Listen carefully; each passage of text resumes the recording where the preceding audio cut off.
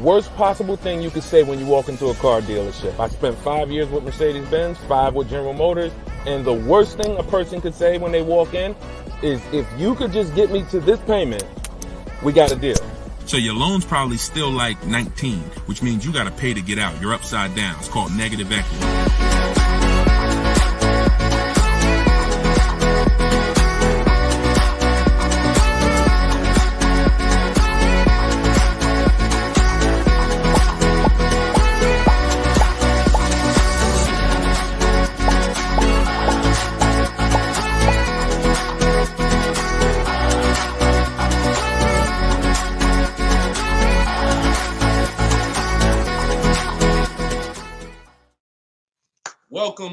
Welcome to episode 4 of Car Shopping Questions and Answers. We are live on 4 platforms: Instagram, YouTube, TikTok, and Facebook.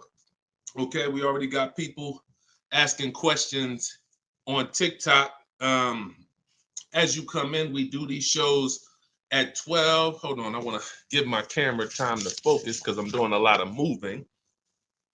We do these live shows, it'll focus in 1 second, at 12 p.m. and 3 p.m. Eastern time. Hold on, I'm out of focus. There we go. 12 p.m. and 3 p.m. Eastern time. Now, we broadcast these shows throughout the day because a lot of people can't make the live broadcast. You want to tell your friends about it. If this is your first time with us, you've never been on a live with us before. Oh, wait, hold on. They're saying that hold on, can't hear me. No sound. All right, hold on. Let's see. How about that? We're good on TikTok? Let me make sure we're good here on, give me a clear if we're clear on Facebook now. Give me a clear. We always got to do the housekeeping, y'all, and I need your help. Before we get busy, let me know audio is good. I see we're clear on TikTok. How are we on Instagram, on YouTube, on Facebook? All right, perfect. I see the thumbs up just came through. Okay, so this is episode 4. We do these live shows 12 p.m. Eastern time and 3 p.m. Eastern time. So you'll see the broadcast throughout the day, but if you want to actually be live with us, then you want to join us on any of the 4 platforms at one of those 2 times: Monday, Tuesday, Thursday, and Friday. So we are live. My name is Deshone the Auto Advisor. I am the author of the digital book, Cars from Home, 7 Steps to Saving Time, Money, and Avoiding Dealerships. You can get your copy for 75% off during the show over the next 30 minutes in my TikTok bio, in my Instagram bio, or I'm going to put the banner up here. You can go to deshonsbook.com. We have a link in the comment. We have a comment link in the comment section. So I want you to start typing your questions. We get very, very busy. Have your notes ready. Be ready to unlearn what you've learned about cars, because we get below market deals, and that should be your only mission when you are car shopping, is to get below market deals. All right. Now, one thing that I want to discuss. Okay, matter of fact, let's go. Go ahead, throw that up. Let's go to Frankie's question. So this is from TikTok. Can you please give me the percentage breakdown on leases again? Okay. The 1% rule has been around since probably before I ever even got into the car business. The 1% rule says that if your lease payment is 1% of the MSRP, or less, you stole a car. No down payment. So I had a 2018 Jeep Grand Cherokee. It was a $35,000 vehicle. My lease payment was $330 a month. That was under 1%. That's how we indicate that. Now, how we're doing the math is we are taking the MSRP, taking the monthly payment rather, and dividing it into the MSRP. For example, $330, which was my payment, into the MSRP, which was $35,000, and then that gives us 0.009%. 0.009%. Good afternoon, Vivian. Good to see you. So That's how you do it. Now you can multiply by 100. If you want to really get the percentage, you multiply by 100 and you'll see 0.94%. So that has been around for a long time. Shout out to the sharers. I see you, Frankie. Thanks for sharing.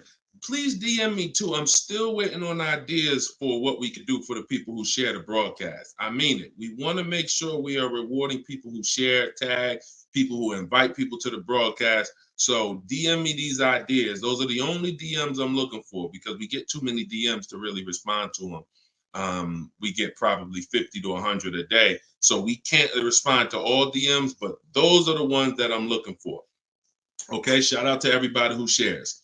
Now, that's been around for a long time. That's how you know you stole the car. It's not even a question now that we still need to get offers because like this is Freener right here. This is why you never want to get excited about one offer unless it's the lowest bid. Here's why. Freener, she just got a, hold on, I'm putting it up here on the screen.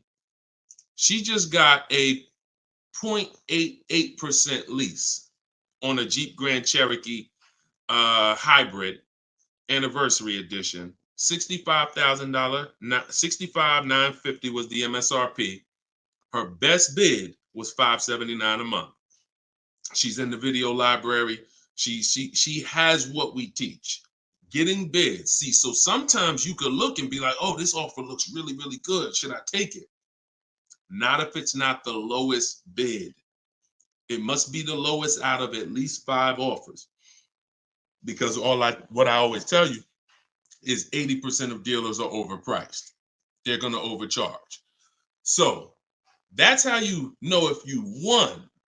Now we had to come up with something. When I started teaching people about leasing, I said, oh, shoot, some of you going to go out here and you've been buying your cars and you're going to walk into dealers and you're going to get a lease and you're going to think it's good because you're still paying less than somebody who actually bought. But we had to come up with something that was showing you when you were overpaying for a lease. And so I started doing some math because I love math. And once I worked the math out, I said, okay, how much are we paying before we're paying too much for a car we're giving back? 1% is the steal. But what's the limit? And I started looking at how cars depreciate, how much car, if you bought it, how much the car would depreciate. And I came up with 1.5%. So when we look at the same vehicle that is, let's say a $40,000 vehicle, for example, 1% is $400 a month or less. 1.5% is $600 a month. Now, what you look at is the total you're paying over the 3-year lease. 600 times 36 months, that's 21.6. So when you take $40,000, you add your taxes and everything, you're probably going to end up about 44. 21 is about the threshold where you're still paying less than if you had bought. You're still losing less value, but and you're tying up less money. But at the same time, that's the limit. Above 1.5%, there's no value in this lease anymore. And that doesn't mean we go buy the car. That means we look at competitors because competitors do offer more aggressive lease pro. Every single vehicle, you guys, and there's over 400 of them, has a different lease program. Sometimes even the trim level is different. The Touring has a different lease program than the Limited. So we don't deal with overpriced leases. And so that's why I created the 1.5% rule. That's how it became to be, based on the fact that I knew a lot of people, as they unlearned that bad advice about leasing, as I taught it and as they heard it from other people, they were going to go and get leases. And it's important that you know when there's no value in a lease and you shouldn't be accepting a lease. And that doesn't mean, and look, let me be very clear. That does not mean, that's why I explained the first part of this question, of this answer. You don't walk into a dealer and say, hey, I'm trying to get under 1.5. You don't walk into a dealer and get a lease quote and then you say, hey, well, look, I got to be under 1.5%. No, you're doing this wrong. Again, my mindset and what I'm trying to get you to use is Cars from Home, where you should be, the only reason you should be in a dealership is to test drive cars. if you're buying new cars or leasing. Test drive, you're in and out of there in 20 minutes. The next time you're back in a dealer is another 30 minutes to pick up your car if they don't deliver. That is the only reason. We never talk numbers in a dealership for a new car or a lease. Are we clear on that? These are rules where it's like, if you want to use what I teach, and I want you to use it so that you can get the results that Frina got, that Danielle got, that we've worked with over 8,000 people in the last since 2021. I want you getting those results. And in order to get them, you got to know what the boundaries are. Deshone says we never talk numbers in the dealership because you have no leverage there. Your leverage is at home, in control, communicating with multiple dealers, and where you can't get emotional. Okay? Clear? So that's the 1% rule, and that's the 1.5% rule, Frankie. Great question. Okay, shoot the next one in, Dolan. Great question. All right, this is Tony on Facebook. And remember, look, y'all, we are live right now. So some of you have seen the rebroadcast, and you're like, Deshone, okay, this is 3 p.m., 12 p.m., we're live. Okay, so this is the time to ask your questions. You're not watching the rebroadcast, and this is also the time to tag a friend and make sure they're here so they can get their questions answered. Shout out to the sharers. And could y'all keep tapping the screen on TikTok and running those likes up? This gets TikTok's attention and gets more people over here because we got to do this together. All right, Tony from Facebook says, hi, my lease is up in a month. I wrote to get 3 quotes from dealers. I only got 1. That's normal. The other 2 are taking their time. That's normal. I have a third-party restriction. Should I wait for the other 2 quotes or just run with the 1 quote? I never run with a 1 quote, and I get 5 quotes. So you're mentioning 3. I never mentioned 3. 80%, again, a lot of what we're talking about, y'all, is math. I'm unfortunate where I have the data. I got probably 5,000-6,000 people who have my book. We probably got close to 2,000 people in the Cars from Home library in my coaching program. That's a lot of data to prove that it's 80% that are overpriced. That's 4 out of 5. So the reason why we must get 5 quotes is because 4 are overpriced. So 3, not enough. Now, if you're doing this manually, this is still easier than you walking into a dealer doing it by phone. But at the same time, I do online. I go to their website. We are connecting with dealers through their website. You don't want to do this with third-party websites that say, hey, we could connect you with multiple dealers. You don't want that because now they're trying to sell your information to the dealers, and this is not what you want to do. You want to create a Gmail account specifically for shopping. We go to 25 dealers' websites. In my book, I link you to all the dealers so that you can just put in the zip code, and then it'll pull up all the dealers around you for every brand. But you can do this yourself. You can go there and you can actually you go to each dealer's websites. We do a copy and paste message. I have a template that I use that the people who follow my stuff use. And the template you need to tell them exactly what you want and what you're open to. Colors wise, this is why we build our car. We always build our car, go to the website, build the car, because we tell them exactly what we want and what we're open to. This takes us 20 minutes to contact 25 dealers online, copy and paste. We're telling them what we're looking for. Hey, these are the colors I'm open to, blue, black, or silver. These are the trim levels I'm open to, limited or touring. We're telling them this is these are the package. These are my must-haves. I need the big sunroof. All of that has to go in to it's not that you're not car shopping online.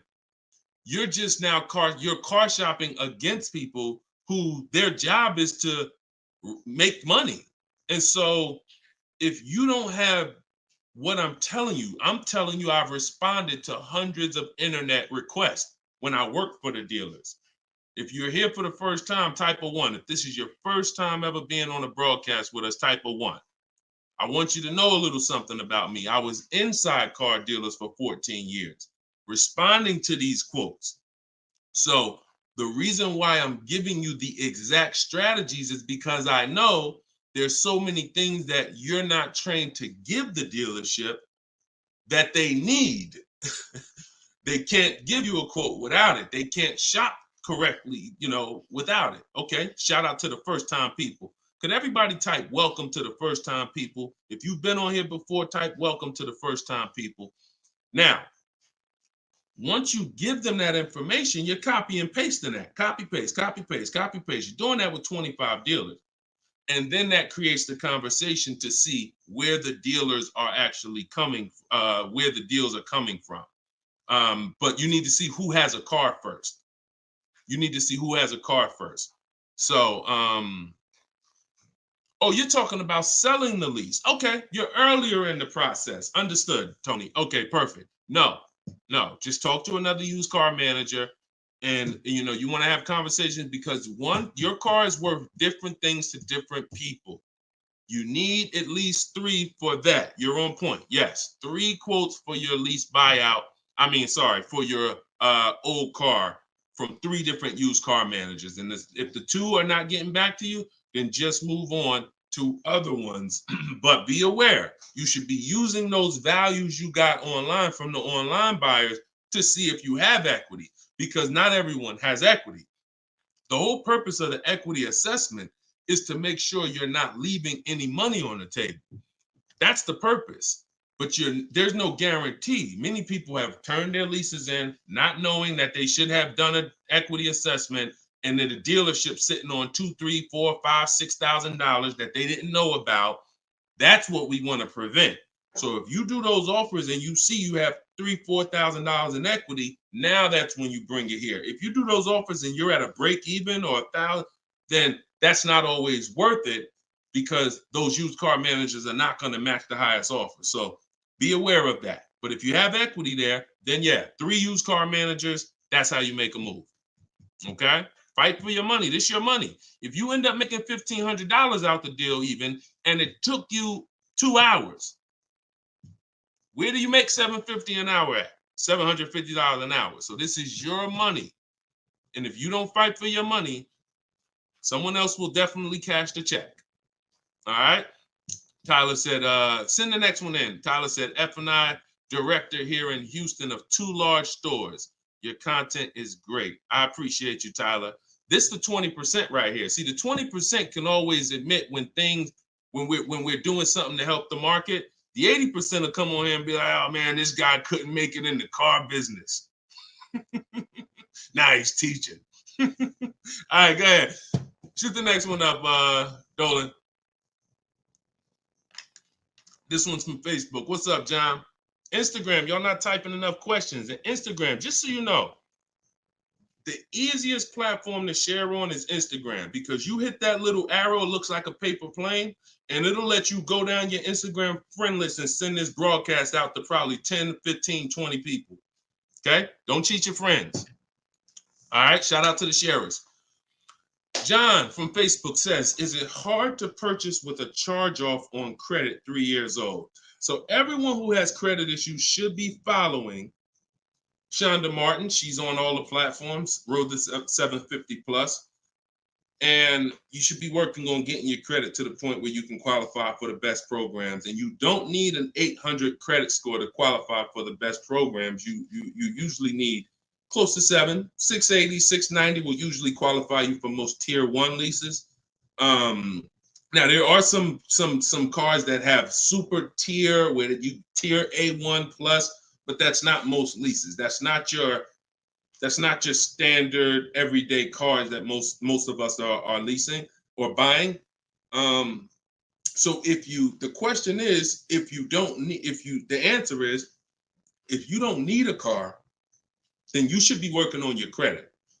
If you need a car, then there's nothing you can do. You need to make a move. And so I recommend a company like Limbuzz.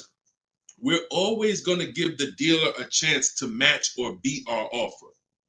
So whoever we end up buying our car from, some of you have been taught never let the dealer participate. That's costing you money, because the dealer has 7, 10, 12 banks on their end. Now, if they're trying to beat and earn your business, now that's a winning position. See, check this out. When you have a finance manager who's saying this about you, what's the highest interest rate you think they'll pay? What's the highest payment you think they'll pay? That's a bad position to be in. That only happens when you have no leverage, you haven't shopped, you haven't come in with an offer, and now they're trying to see the highest interest rate that you'll pay. We're not doing that. You're doing it our way, which is we're going to have we don't let anyone touch our credit until after we find our car.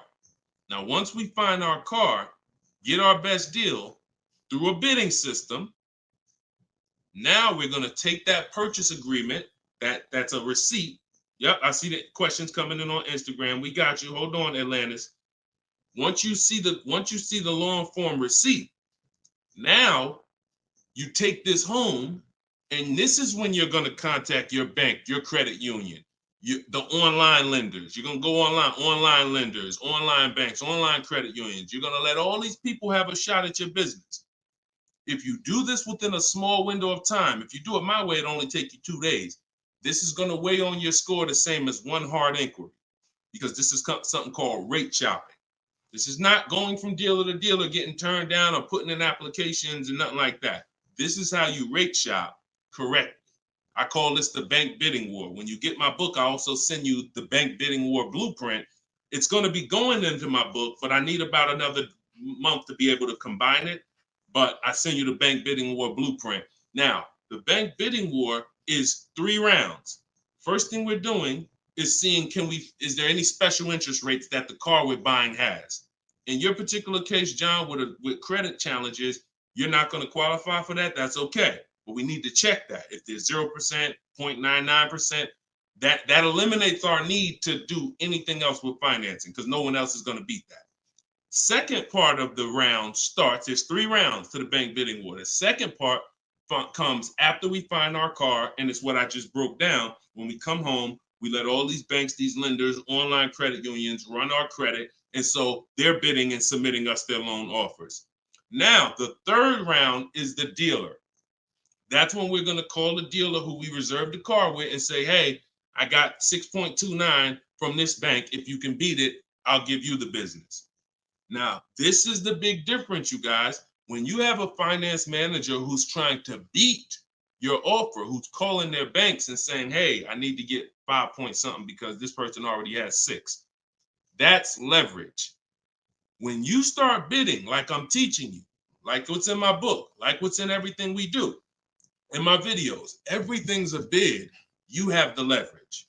And there's no way for you to overpay when you are getting bids. So that finance manager calls you back, it's only going to be 1 or 2 answers. Hey, Stuart, man, listen, I tried my best, man. I reached out to every bank I got. No, I can't beat that rate, man. I appreciate the opportunity, but you can go with your own financing. In which case, you guarantee you got the best loan. Second thing is, hey, you know what? You had a good rate, man, but I got somebody to beat it. So we can do it right here for you. Perfect. In which case, you guarantee you got the best loan. See, you don't have enough people competing for your business. That's where your buyer's remorse is coming from. That's where your lack of confidence is coming from. That's why you're driving off from a dealer saying, hey, you think we could have got more money? You think we could have got another $1,000 off? That's all buyer's remorse because you don't have enough people competing. So I want you to stop that. I want you to use what I'm telling you to do. All of this is in my book for those of you who like Deshone. I don't even want to remember all of this. It's all in my book, Cars from Home, 7 Steps to Saving Time, Money, and Avoiding Dealerships. This is what I've been teaching for 3 years.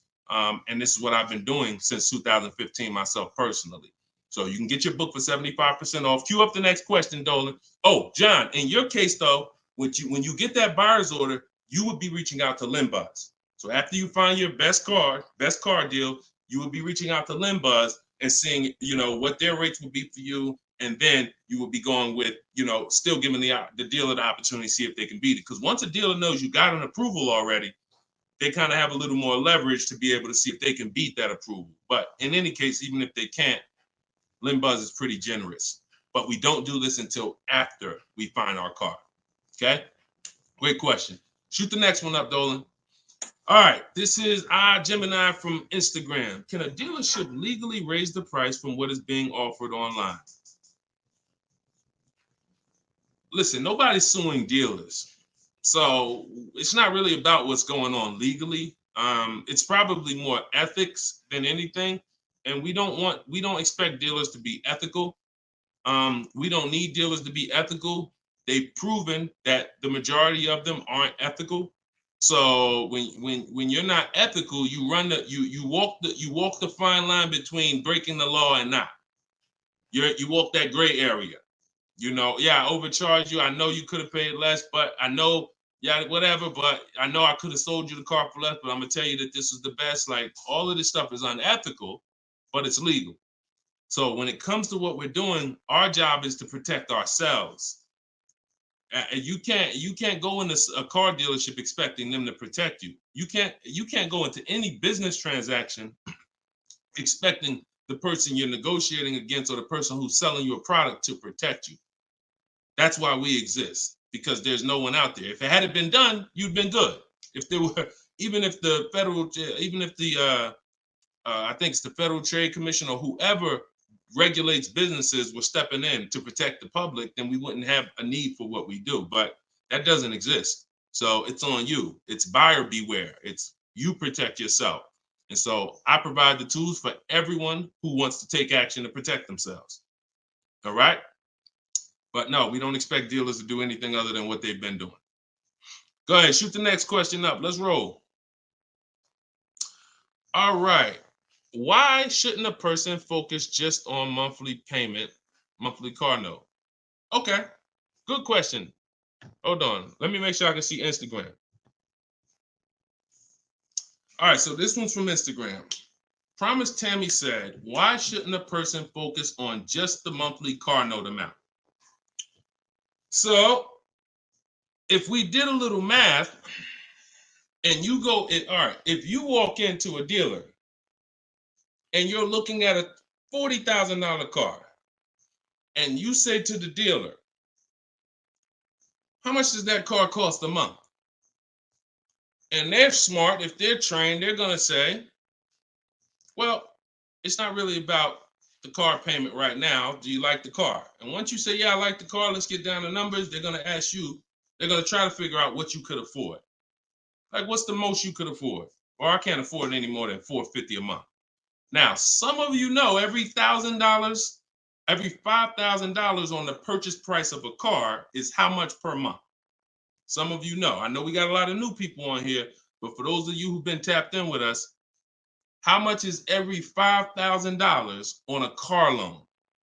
So, and the reason why I give you guys this parameter is so when you look at that $40,000 car, thank you, Frankie, got it. You should automatically know every $5,000 is about $100 a month. Yep, you got it, Michael. All right, I see you. We got people tapping on every platform. Good job, Carmelo. So the reason why, see, those of you who focus on just the car payment, you are some of the people who the 80% of dealers are going to manipulate the most and make the most money on. Because when you come in, if you don't realize that $40,000 car is in no way close to $450 a month, now you have someone who's going to try to manipulate the loan to make that car $450 a month somehow. Now, it's usually going to end with you having a super long loan. So I've had people come to me years ago, friends that would say, Deshone, what you think about this deal? I say, man, let me look at the paperwork. And I see, man, you know the loan is 96 months? Nah, man, I didn't even know that. Yeah, the loan is 96 months. What is that, 8 years? 84 months is 7 years, 96 months is 8 years. So you're out the door at an 8-year loan. Now, I'm not going to assume you know why that's bad. So I'll say that an 8-year loan leads to too much interest, and it's what it is, because if they got you an 8-year loan, it's certainly at a high interest rate, because banks know that those loans, people who need 8-year loans, are risky. People who need 8-year loan, they got to protect themselves because typically the car may have problems in the long run. When you go down, see the whole point with a shorter loan, 5-6 years. Some people want to be conservative. You take 4 years, but you want that car paid off by the time maintenance comes, by the time repairs start being needed, because cars need repairs every now and then. So you want the car paid off. They know that if we give this person an 8-year loan, typically they're probably gonna have issues around year 7, year 6, even depending on the age of the car. So the length of loan, I teach something called the rule of 72 and the 10th birthday. I will not in any way co-sign anyone getting a loan longer than 72 months, which is 6 years, because we don't have, see, what's the longest loan, a mortgage that any of you would take? Let's keep a real fast dialogue going. All of this is to really answer the question that Tammy's asking, which a lot of other people have. So we need to indicate why this makes a difference. The longest mortgage most of you are going to take is 30 years. Mortgage. There are 40-year mortgages available. There's 50-year mortgages available. No one on here said, yo, I do a 50-year mortgage. Why? Because we already know inherently anything longer than 30, that means we can't afford this house. That means we're looking at the wrong house. So we had to make sure we created boundaries so that you understand, okay, if I got to take a loan longer than 6 years on a car, that's telling me I can't afford the car. So once I get my best price, I should already be able to afford that car with a 6-year loan or less. And I combine that with the 10th birthday. So when you look at your car, you should have your car paid off by the 10th birthday. You're taking a lot of risk if you got a loan on the car past its 10th birthday. A lot of the times I was in a dealership, people came in with problems, big repairs, and they still had car payments. Car's 10 years old, 11 years old, and they still got car payments. You could run the risk of being in trouble because that car could be in the shop. Some of you have experienced this. Car's in the shop, and you still got a monthly payment due every month. Now, this is disaster, and that's what we're trying to prevent.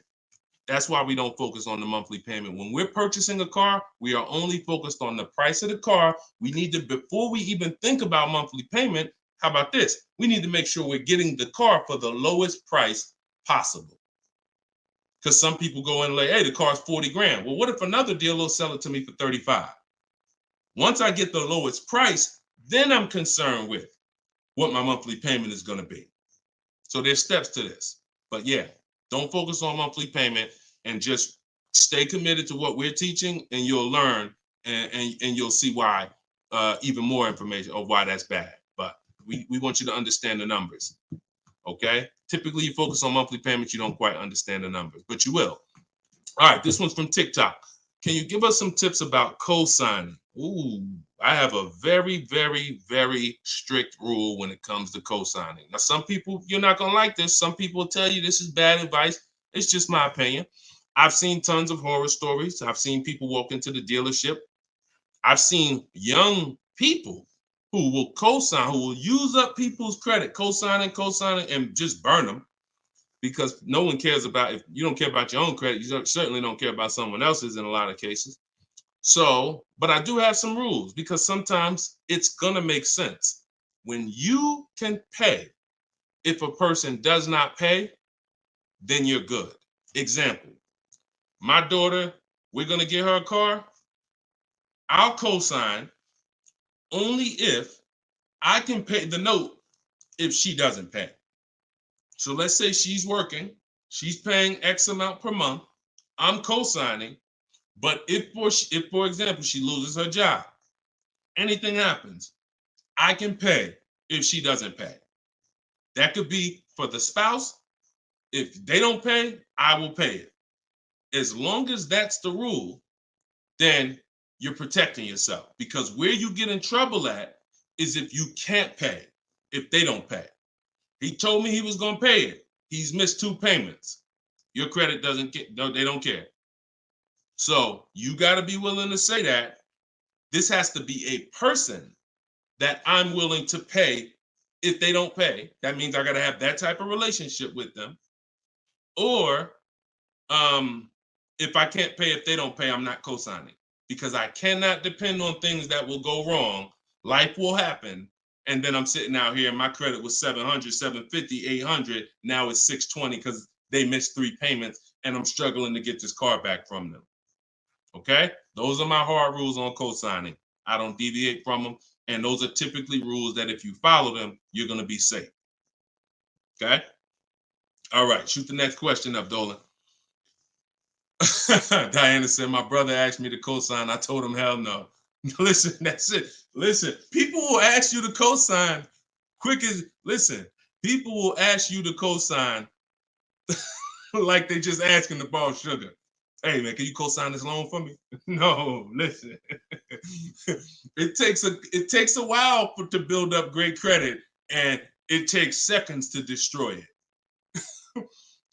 Nicole from Facebook said, are you able to negotiate third-party restrictions in a new lease? So these are two separate things. The third-party restriction is the selling of the old car, not the new lease. We're not mixing these two. So we're going to, the people who work with me, you're selling your old car independent of the new deal. The new lease is its own transaction. We split everything we do into separate transactions. See, the car business has taught the public to give them up to 3 transactions. Buying a car from them is 1 transaction. Getting a loan from them is a 2nd transaction. Letting them buy your old car, which you call trade. We don't use that word. That's 3 transactions. There's money in each transaction. There's money in each. That's why there's companies that only want to give you loans. They don't sell cars. There's money in loans. There's companies that only want to buy your car. They don't care about selling your car right now. There's money in buying cars. So you need to separate these transactions if you want to maximize each. There's no way for you to save the most money without maximizing and looking at each part of your deal as its own separate transaction. So if I have a third-party restriction, I'm doing the equity assessment. A third-party restriction is, some of you have leases. We always need to see if there's any equity in our lease before we return it to the dealership. If you have returned your car to a dealership without doing the equity assessment, you don't know how much money you've left on the table. Because if there's $2,000 or $3,000 of equity in your car, the dealer's keeping that, and that's their money. So, or the bank's keeping it when they sell it, that's their money. It's probably the dealer will find a way to buy it, and it's their money. So when we look at an equity assessment, we're going to do it at all times. Now, there's no guarantee we have equity, but we want to guarantee we're not leaving equity on the table. And so a third-party restriction doesn't mean you can't sell a lease. Who didn't know you could sell a lease? Type a question mark. If that's new to you, this is your first time hearing this, you've been leasing, and you're like, Deshone, I never heard about selling leases. I had no idea this was a thing. Type a question mark if this is your first time hearing that you could sell a lease. Okay. Fish Guy Rodney. Okay. See, so more information is coming out. Okay. Fairy Godmother. Okay. Emil. Okay, I'm sorry. I just tore your name up. Sorry. So as you change Shamir on Instagram. So when we look at this, we got to see that the things that we don't know cost us money. So now it's like, once they saw people, because we helped out probably thousands of people in the pandemic sell their leases, used car values, resale values were crazy. So we had people making $5,000, $10,000, $12,000 selling their leases. I sold my Jeep Grand Cherokee lease. I made $8,900 after I drove it for 42 months because I extended the lease and then I sold it. My mother, she drove her car. She made $10,200. Now those numbers don't exist anymore because values have come back down. But there's still people who are going to make 3, going to make 2, going to make 4, depending on your car. Now every car doesn't have equity, but when it comes to the third-party restriction, they don't say you can't sell. They limit who you can sell to. You must sell to a local used car dealer. I mean, to a local dealer of the same brand. So if you have an Audi, you must sell to an Audi dealer. We are still going to get bids. We're going to get at least 3 bids from used car managers at Audi dealers because your car is not worth the same thing to every dealership. Your car may be worth 19 to this dealer, 19.8 to this dealer, 21 to this dealer, which is why we must get bids. Y'all gonna hear me say that word. Your favorite word, if you stick around and you use what I'm teaching, when you start mastering my strategies, your favorite words are gonna be bids, multiple offers, because that's how we save all the money. So okay, so that has to be handled, Nicole, separately. The selling of your car, the who I'm gonna sell that car to, you find that person first, then you go shop for your replacement car. And then once you go sign that deal, you sell the car, you do it the same day, and you maximize both transactions. Okay? And all of this, guys, shouldn't take you any more than 90 minutes. This is not something that's going to take you hours. See, my whole thing is to show you how to get great deals in 60, 90 minutes from home. That's why my book is called Cars from Home, 7 Steps to Saving Time, Money, and Avoiding Dealerships. You can all get a copy for 75% off for the next 30 minutes. Just go to my TikTok bio. You won't leave the broadcast. Grab your copy before that timer hits 0. The price goes back up to $97. Or you can go to my Instagram bio, or click it if you're on Facebook or YouTube. Go to the comment section and you'll see a link to deshonsbook.com and grab your copy for 75% off before the timer expires. All right, go ahead, Dolan. Shoot the next question out. Should I feel bad if I get 1.3? I'd only feel bad if I got 1.3 and if it was my only offer. If it was my only offer, or if I only got 2 offers, then yes, because I'm going to tell you why. I'm going to show you something. When I look at what I see, hold on. Okay, hold on. We saw Freener. Some of you saw Freener. That's 0.88. That's just ridiculous. 0.88. But look, Charles, he gets a Palisade. He's paying $48,000 vehicle. His best offer was $597 a month, 1.23. Now, look at and sometimes people who are getting phenomenal, who are looking at cars that are super, super popular, they'll go a little further, and he reached out to 35 dealers. Now, I want you to pay attention. Some of you, the average person only shops 2 dealers. My strategy is I teach 25 to 5. But once you see my copy and paste system, which is in my book, I have a copy and paste system where we're on their website. You'll see that I could talk to another 10 dealers. It only take me 10 minutes to open up contact with another 10 dealers. We always use a separate email. Do not contact dealers from your personal email. I'm warning y'all. It's not going to work. You're trying to go through your work email, and then you got your personal stuff, and then you're seeing the car dealers.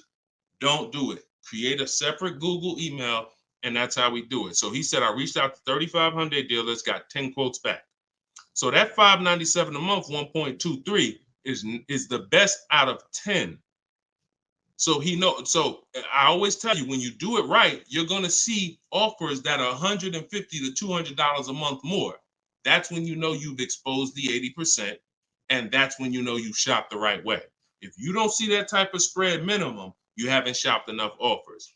So that's the only time I would feel bad, GKA, is if I didn't get at least 5 quotes, because I don't know if 1.3 was the best. I'm gonna tell you a funny story too, because Freena's in our coaching program, and Freena reached out and she said she was looking at a Jeep Grand Cherokee. Get ready for the next question, but I'm gonna tell y'all, I want to hammer this home so y'all understand the importance of multiple offers, and you don't get lazy, because the things I'm telling you might take another 30 minutes, 40 minutes, and they save your family $3,000. You can't put a price on. You can't put a price on that. So Freena was shopping for a Jeep Grand Cherokee Limited.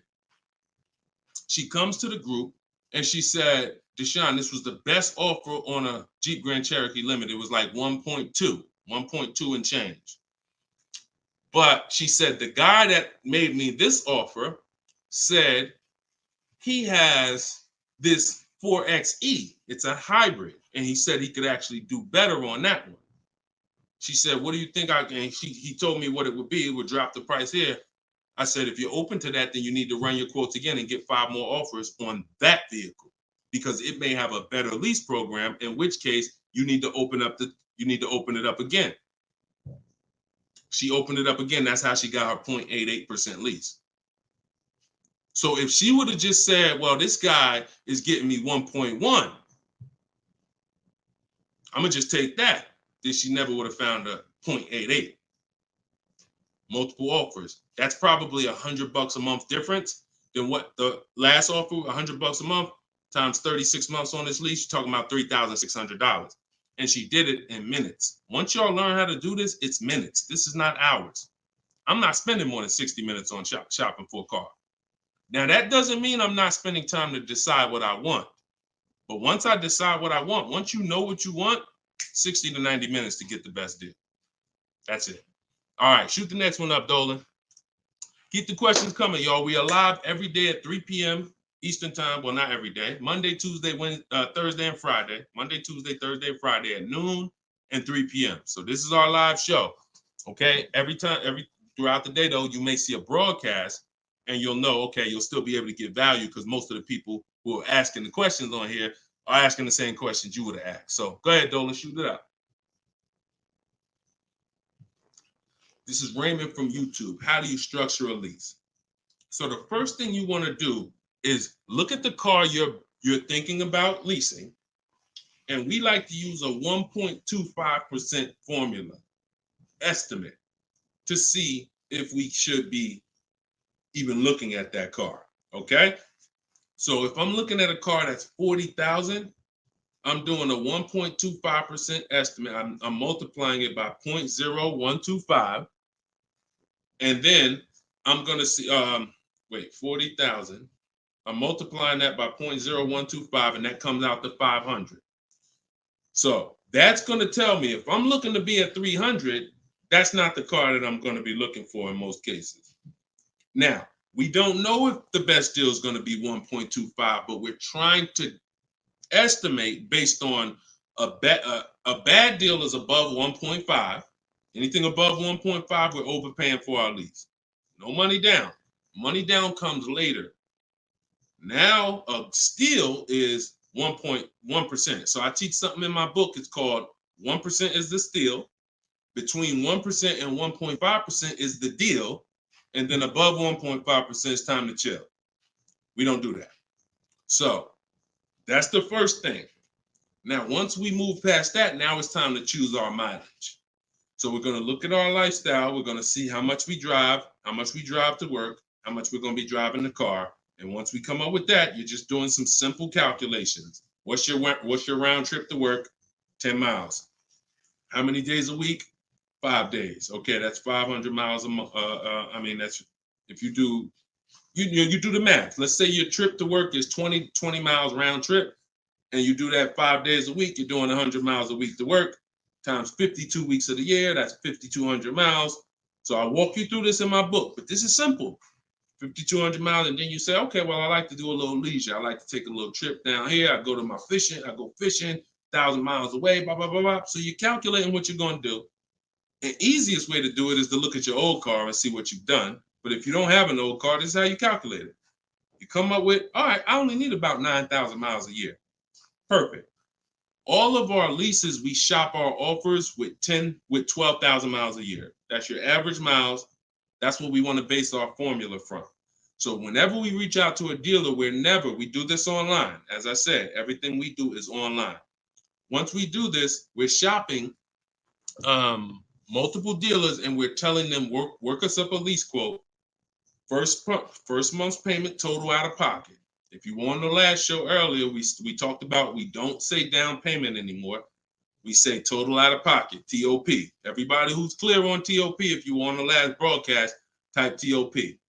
If you weren't, TOP is total out of pocket. That means only thing I'm giving you for this offer right now is my first lease payment, and I'm driving off. Total out of pocket. We're not saying down payments anymore. Okay? So now, we're structuring our lease with first month's total out of pocket, 12,000 miles per year, and that's how we're sending the offers out to the dealers. All online, all copy and paste. These are all templates I have, but I have templates where you just fill in what you want, blah, blah, blah, all in my book. There are links, there's templates, but if you're going to do it your way, that's fine, but this is how you do it. And you can sit in your computer and just copy and paste, and now you're looking to get 5 quotes. That is the mission. 5 quotes, and that's it. That's how we structure our leases. Once you're done and you get your best quote, Now that's when you adjust your mileage. So once you identify the best dealer, the winning bid, now you're going to say to that dealer, hey, can you adjust the offer to 10,000 miles a year? Can you adjust it to 18,000 per year? Can you adjust it to 25,000 per year if you're a high mileage driver? And you adjust it from there. But that's it. You do this over and over, rinse and repeat. Rinse and repeat. All right. Great question. Shoot the next one in, Dolan. All right. Shout out to the sharers. Thank you, Liba. I see you. Thank you so much. This one's from Preston on YouTube. What is the best way to finance a car out of state? It's no difference. It's really no difference. We're going to find the car. We're going to get the buyer's order. We're going to have them. Now, the thing about a used car, if it's a used car, we got to test drive the car. So what you may want to do is if you're picking up a car out of state, you may want to go there, lock up the car, grab a cheap hotel for the night, stay there, because you don't want to eliminate the bidding process. The bidding process is your bank, your credit union, online banks bidding, and then dealers bidding. The dealer who you get the car from, they're bidding against that. Some of you don't really understand how much money is in finance. On a $40,000 loan, 2 points on an interest rate could literally be $2,500. So we got to understand there's a lot of money in loans. So if I'm driving to pick up a car out of state, what I'm typically going to do is go test drive that car. If I like it, I'm locking it up with a deposit. I'm taking that buyer's order. I'm gonna go back, depending on how far it is. If it's 3 hours away, I'm probably not gonna drive home and then come back. Depends on you. I'll probably just post up in a hotel.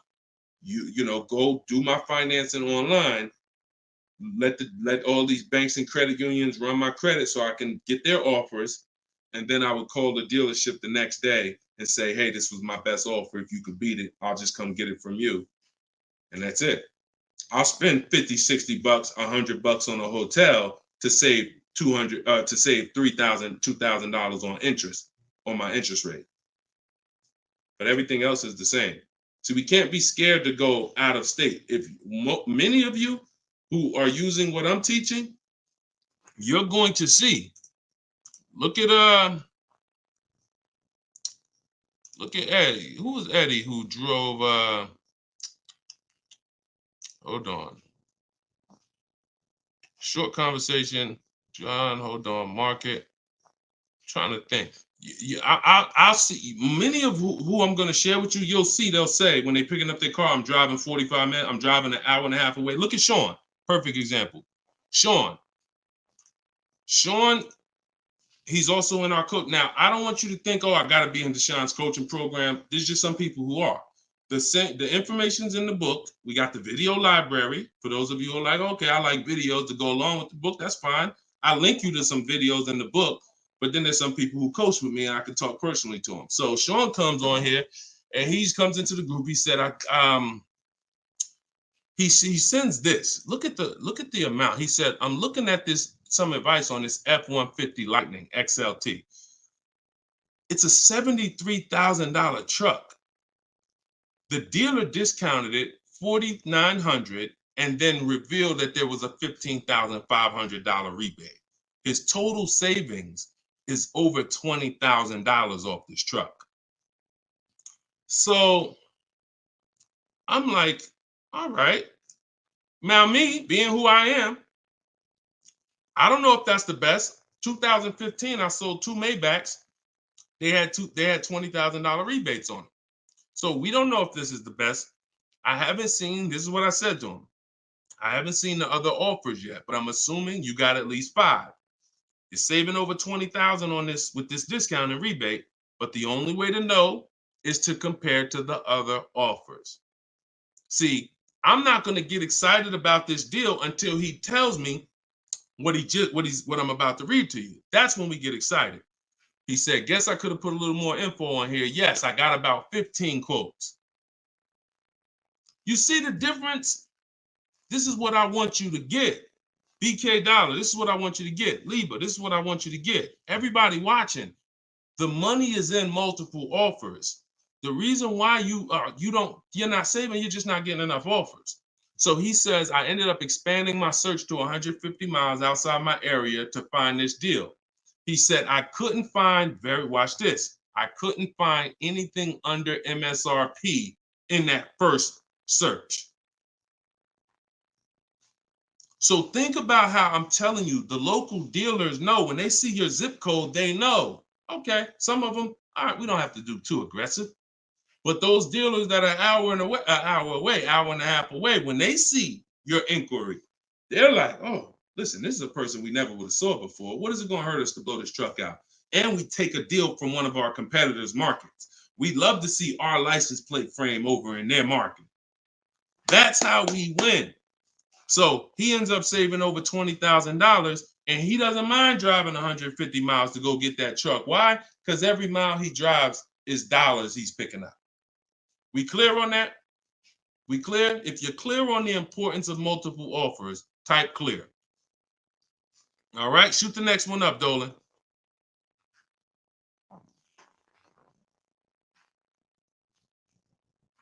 Okay, this one's from Instagram. Atlanta's Black Gabriel. I think it's Gabriel, my fault. So, in the market for a new Chevy or used Chevy Malibu, what's the best route, leasing or financing? How many years are you keeping the car? If the answer is 8, then you should be buying. If it's at least 8, see, I teach something. My book is called Cars from Home, 7 Steps to Save Time, Money, and Avoid Dealerships. Everything I do, when you go, the video library that we have, your best deal in 7 days, 7 steps. These are not going to change. The first step is the foundation to your deal. The first step is the foundation to your deal, which is lease or buy. Because you cannot get a good deal if you bought when you should have leased. It's impossible. Because the amount of money you're going to pay on the purchase is going to be too much if you buy brand new. And if you buy pre-owned, it's going to be about the same amount you'll pay. So when you buy, if you're not keeping your car 8 years and you buy a used car, 3-4 years old, and then you trade it in 5 or 6 years, you're going to pay the same amount or even a little more than someone who got a great lease deal and drove brand new vehicles. So it's all about how many years you're keeping the car. If you're keeping the car, if you're like Deshone, there's no way I'm keeping the car 8 years. That's not my style. Then you should be shopping from this day forward for aggressive lease deals.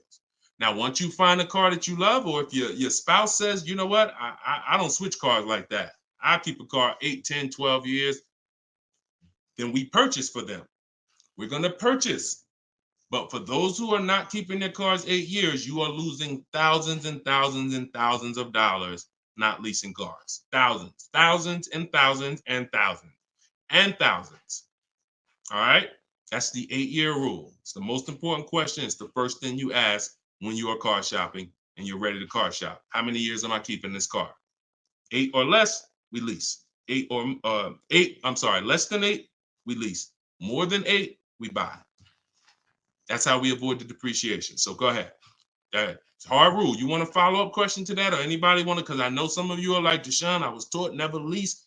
Whatever. You want to follow up to that question? That's perfectly fine. But that's the rule. And it's the rule based on money. I've seen thousands of scenarios, and I spend years and all my time shouting from the hills so people could understand how much money they're losing by not getting good lease deals or not leasing at all. Okay, go ahead, shoot the next one up, Dolan. Okay, this one's from TikTok. All right, Peyton. Do dealerships finance used cars too? Yeah, sure. Absolutely. But we don't finance, dealers are our last offer for financing, never our first. So what you should do is you should go watch the replay from earlier, episode 3. This is episode 4 of Car Shopping Questions and Answers. We do these lives Monday, Tuesday, Thursday, and Friday, 12 p.m. Eastern time and 3 p.m. Eastern time. For those of you who are like, because I want you to be able to tell your friends. Today, some of you are going to run into people who are car shopping. You need to be telling them, hey, you got to check this guy, Deshone the Auto Advisor. He does this show, live show, 12 o'clock, 3 o'clock, Monday, Tuesday, Thursday, and Friday. But you want to watch episode 3 where we went into detail about how we don't finance. In fact, earlier, I think we talked about it early on this episode. Your financing should be independent from the dealer. The dealer should be your last offer for financing. Because what you're asking for, that's 2 transactions. You're giving them 2 transactions of business. You're giving them the purchase of a car, and then you're giving them the selling you of your loan. So what we do is we separate these transactions and we get bids for each. So the only way I'm dealing with a dealer, the only way you're going to be dealing with a dealer is if they've won the bid, which means if I'm looking for a used car, you won the bid out of all the used cars. Like, all right, give you an example. This is Vincent. Vincent got a 3-year-old Lincoln Corsair, premium trim level, under 45,000 miles, clean Carfax, inspection, all from the comfort of home. I'm reading what he put in our group. He was targeting to find a discount of 30 to 35% from the MSRP. This is something that no one is teaching you guys about what you need when you're purchasing a used car. If you're going to be purchasing a used car in the future or your next car, or if you bought a used car in the past, type the letter U. Type the letter U. If you're going to be purchasing a used car, or if you have purchased a used car in the past, I'm about to give you something that you have never heard before, but it is no way for you to know you got a great deal until you start talking the way Brandon talks here. You notice he said 30, he was targeting to find something 30 to 35% from the MSRP. In order for us to know, I see you, Shelby. I see you, Emma. I see you, Katarina. I see you, Raymond. Okay, perfect. Atlanta's Black Gay. All right, a lot of people. Okay, so when you are shopping for a used car, let me tell you a story, give you an example, all right? So I was shopping for my pre-owned Infiniti truck 3 months, a little over a year ago. I narrowed it down to 3. Now, I narrowed it down based on title history, service records, accident history. We talked about this in the last episode, episode 4. Title history, service record, episode 3 rather. You can see it on YouTube. And if you're on YouTube, please make sure you subscribe and please hit the like button. It matters because that shows the algorithm that we talking business over here, that more people need to be here.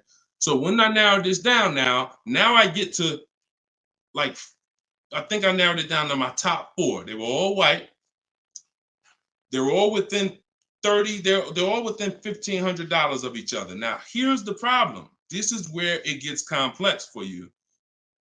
Because I'm looking at one that they're asking 30,000 and change, one they're asking 31,000, one they're asking 31,800. You know, they're all within $1,500, $2,000 of each other. Similar miles. On the outside, they all look similar. Without knowing, I created something called the true value percentage. What is the true value percentage? It's not what the website says is a good deal. It's the percentage off of what the vehicle was when it was brand new. So I pulled the window sticker for each of these vehicles. I pulled the window sticker, and what do I see? Now, I teach you how to do this in my book. I teach you this entire process, but I'm walking you through it. Exactly. I pull the window sticker. You can get it from Carfax, depending on if Carfax has a deal with that manufacturer. Carfax has window stickers. Now, what do I see? One car is 46,000 when it was brand new. Now they're asking 31 and change. Okay. One car is 48 when it was brand new. They're asking 31 and change. One car was 52 and one car was 54.5. That's the one I got. So you see how in one instance we were confused. You would be confused. You sitting here like, yeah, Deshone, that's hard because they all look the same. They all similar price. How do we know? Once we find out the original MSRP, not only do we find out what the original equipment is that's in the vehicle, which is helpful. I wanted to know this is an edition 30, got all these special features. That's helpful to know too. But more important than that even is to know that that car was a $54,500 car that they were asking $31,800 for, which means I got a 42% discount. That is something we created called the true value percentage. And that's how we make sure we choose the right used car when we're ready to pick the final one. This is what we do here, y'all. If you this is why, like, this is why we've been blessed, because God knows we're giving you the information you need to win with. So all of this is in my new book, Cars from Home, 7 Steps to Saving Time, Money, and Avoiding Dealerships. If you want it all in one place, you can watch the show. You can watch my free social media videos. I got hundreds of them. Or you can say, Deshone, I'm going to get this at, it's 75% off in my TikTok bio. It's normally $97, but you can get yours for 75% off. And you can get in my Instagram bio, or if you're on Facebook or YouTube, click the comment section and click that button that says Deshone's book and get you 75% off for 30 minutes. After 30 minutes, price goes back to $97. So, all right, but that's the true value percentage. And that these are the things that we never buy a used car ever without looking at the true value percentage. So when you saw what he said when he bought that Lincoln, as he was targeting to get something 30 to 35% off MSRP, and he ended up getting one for 43%. So that's what you need to know. Go ahead, shoot the next one up, Dolan. Great questions today. All right, Raymond on YouTube. Does it make sense to buy an existing lease? So when you're buying a lease, all you're doing is buying a used car. That's how you got to look at it. It's a used car. It's just, it may be your car. If you're buying your lease out, it's a very different. See, what I see most times is people want to buy their lease because they don't know how to shop. Because there's deals out here. We've been making deals since the pandemic. I started our video library. We started that in 2021, November. Middle of the pandemic, when people were paying ridiculous prices over with some, the 80%, they were cashing the biggest check they've ever cashed in their lives. Like in their lives, they were like, and we were getting deals all since then. Felicia came in. She was our first person in our program who got a BMW. She saved $1,950 January 2022. And so we when you get bids, you reveal. That's why we don't pay attention to nothing out there. I don't care what anyone says, what any dealer says does not matter to me. That does not matter, because I know that if we got deals all through the pandemic, oh, forget it. That's why this market, we're killing it even more. So, you know, if you're buying your lease because you're keeping it another 8 years, you say, man, Deshone, I used to lease, but you know what? I really want to buy something that I could keep for 8, 9, 10 years. Then sure, buy the lease. But if you're not doing that, then you're moving from a lease mindset, which is I'm driving great cars, brand new cars, always under warranty in most cases, latest and greatest features, low payments, pennies on a dollar compared to people buying. That's a whole value system. That's mindset right there. These are the people who are shopping for a lease. These are the benefits of leasing. And then you're moving and saying, all right, I'm going to buy a used car now. Very different, very different. So you got to be, you have to have had a change in mindset and goals to buy your lease and buy a used car. And it's never, what I see most times is people just don't know how to shop. When you use what I'm teaching you to shop, get 5 offers, you're going to see there's deals everywhere. Everywhere. Go ahead. Shoot the next one up, Dolan. You can't pay me to negotiate your lease, because I do this in 90 minutes and I'm teaching you to fish. You know, I've had people who used to buy cars from me. Hold on, keep that question up from Nicole, but I saw this person on TikTok. I'm not in the business I'm in the business of teaching people how to fish. So, you know, because what happens is you're building a trust in something. Like if you're not willing to learn what it takes to do this in 90 minutes from home, like I'm teaching you, then you are the same type of person. That same mindset will lead you to go into dealers because you're just lazy and scared. Now, I'm not saying that's you. I'm warning you to not let that be you. I'm warning you you can't pay me enough. I'm not in that business.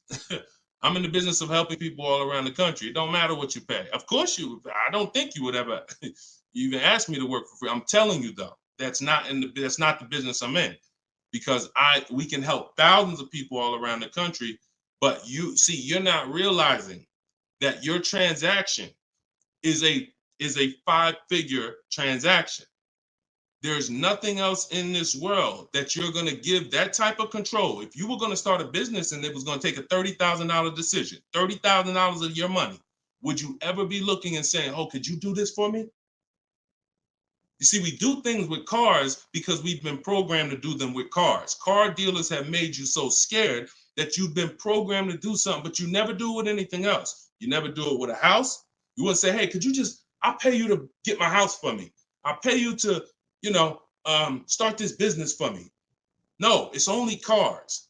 So when you realize that this stuff is easy, that old way of going into dealers and going back and forth, see, you're thinking of the old way. You're thinking, oh, I need somebody to tag along with me. Yeah, I got Deshone sitting over there next to me. I wouldn't be there because I'm at home. Where you see me at, this is where you see me at is exactly where I got my Infinity truck. I just told you about the deal. Where you see me at is exactly where I get my cars from. I sit right here, and all the people who got my cars from Home Book, who are in the Cars from Home video library, they're all right here. Some of them in the airport buying cars. Some of them at their desk at work making deals on cars. Nobody who's learning from me is in a dealership making deals on cars. So that's the old way. And if you think that you got to unlearn that or you can't win with me, you got to scrap that. I know it's painful. I know it sucks. I know it makes you feel like you're a loser. But that's what I'm telling you. Scrap that joint and do it my way. And when you do it my way, you're going to be like, oh, shoot, man, how the heck wasn't I shopping like this years ago? All right. So now Nicole on Facebook. Do you shop or negotiate differently for a car that is low in inventory or shortage? No. Now, the only difference is, let's say, and this is the reason why we connect with 25 dealers. See, in my book, I said we use the 25 to 5.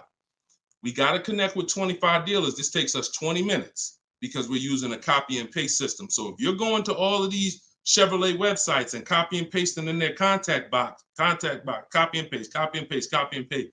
Now, what you're doing is you're shopping out of all those dealers' inventories. So if you only do this with 4 dealers, then you only see one dealer who has a car. And they're like, oh, well, we it doesn't seem like it's a lot of these cars out here. That's why we're connecting with 25. You saw Sean, he connected with 35. And so when we connect with these dealers, we're not just doing it to get bids. That's one reason. But we also know out of all these 25 dealers, probably 10 of them have a car that matches what I would want. And then I'm going to give 5 to 7 offers. So now let's just say we're at a mid period where the 2024s are sold out and the 2025 hasn't come in yet. Now what's going to happen is all of those dealers out of the 25, maybe 2 of them have a car, and they're going to tell you, you know what, you really need to order it. That's not because it's a low inventory. That's because you're usually in between model years, and the old one has sold out, and the new ones they're waiting for it to come in. But it doesn't change the way we shop. And sometimes we will order. If I'm purchasing, I'm more likely to order because I'll get bids, and then I'll take the car. But if I'm leasing, we're less likely to order because we don't know what the lease program is going to be. See, I could get a dealer that discounts the car for me $3,000. We had a person in our group, and they were getting a new BMW X4, the X4M, like the performance edition. We had a dealer, their best bid, the dealer was taking off $3,000 off MSRP. So, but the lease program is what we didn't know. And once the car came and they put the lease program on it, we saw that it was over 1.5%. So even at that discount, wow, we saved $3,000. Now, if she was purchasing it, that's a win. $3,000 off, beat everybody else. So I don't mind ordering if I'm purchasing. But on a lease, I'm less likely to order because I don't know what the lease program is going to be until the car gets here. Okay, but yeah, that the process doesn't change. It just we have little caveats based on on low inventory. Okay, process is the same. Nothing changes our 7-step process. Nothing. All right, go ahead, Dolan. Shoot the next one up. All right, great questions today. We got Jermaine, Facebook. So how do you transition out of a finance into a lease? Instagram, y'all not asking a lot of questions. All right, hold on. Get blooming chosen one. All right, hold on. All right, Jermaine from Facebook says, how do you transition out of a finance to a lease? All right, perfect. So now what I like about this question, Jermaine, is you've already answered the most important question, which is how many years am I keeping the next car? That's step one in our 7-step system. You've already answered that because you've determined I should be leasing. Now the next step is equity assessment. Equity assessment. Call the bank. You don't have to worry about third-party restrictions or nothing because you're not leasing. I mean, you're not coming out of a lease, rather. So you're going to call your bank, get your payoff. You're going to take 20 minutes, go on CarMax, Driveway, Carvana, Kelly's Blue Book Instant Cash Offer, AutoNation Sell My Car, Car Guru Sell My Car. Get those 6 offers. That's going to tell you if you have equity, break even, or if you have negative equity. That's your next step. Don't do anything else until you do that. Okay? See, we always have to account for our current asset before we start moving forward. What happens if he has $3,000 in equity? That means he has $3,000. He could either apply towards his next deal, or he could put that money in his bank account and, maybe he leases the next car with no money out of pocket. So equity assessment always comes even before we budget, before we plan our mileage, before we do anything.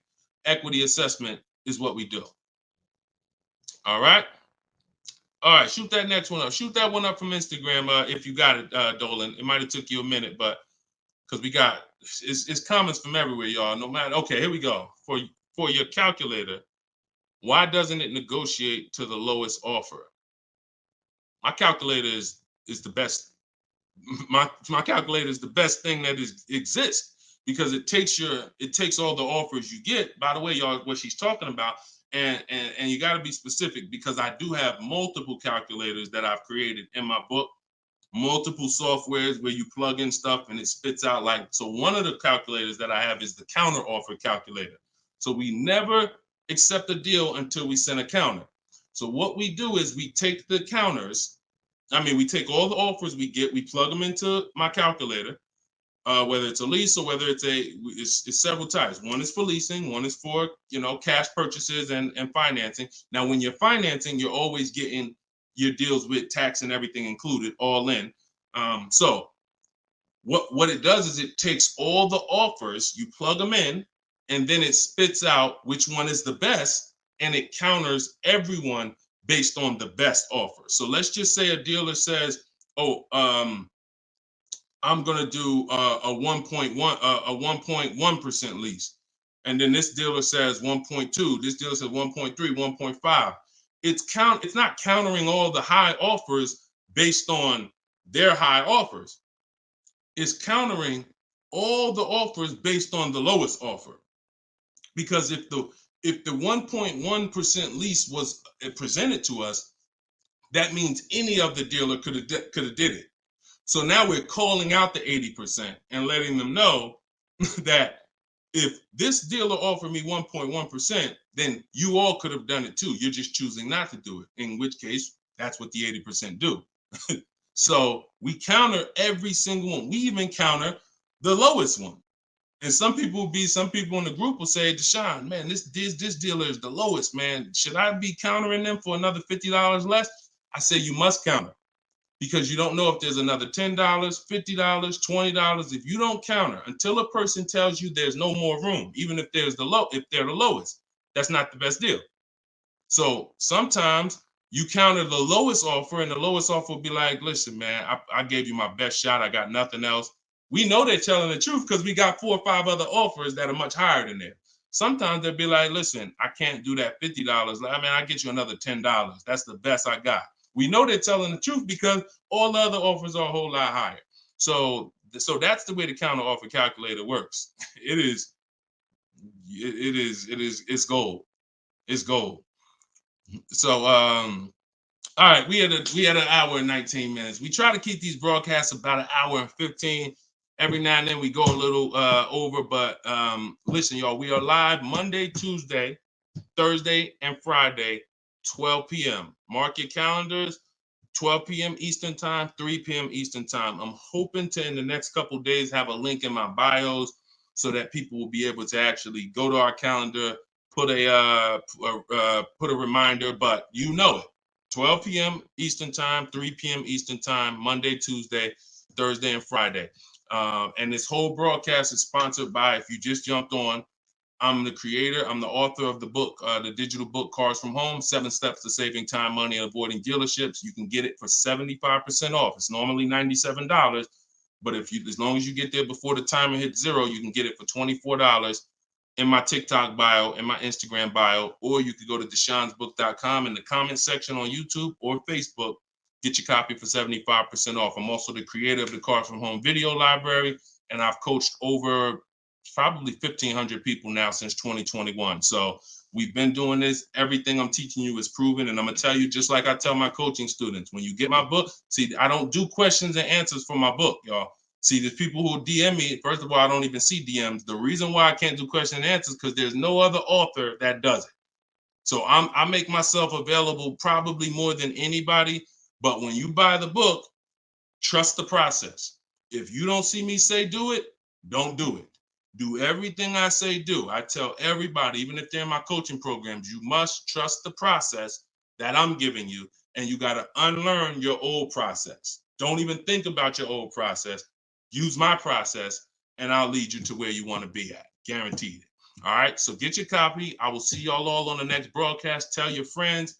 Welcome to the new followers. Welcome to the new subscribers on YouTube. I appreciate y'all. We'll be back for episode 5. God bless you.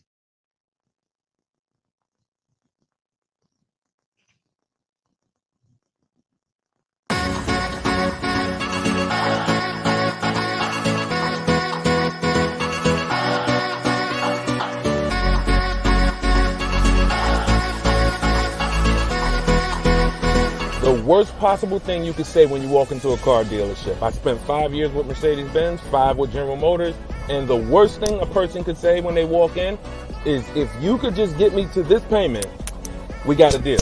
So your loan's probably still like 19, which means you got to pay to get out. You're upside down. It's called negative equity.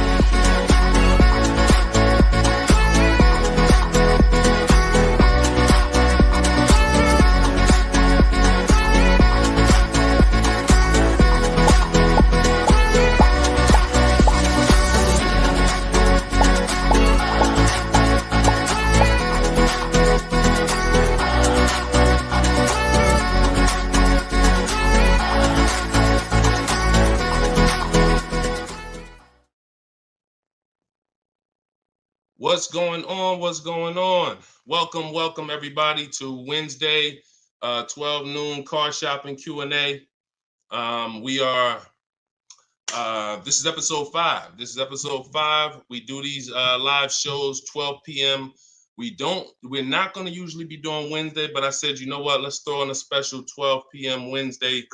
So we are actually live. I know some of you may watch the broadcast because we do rebroadcast these lives, but this is actually live, and we're going to be talking and taking questions right now. So as you come in, if you could hit the share button and tag a friend.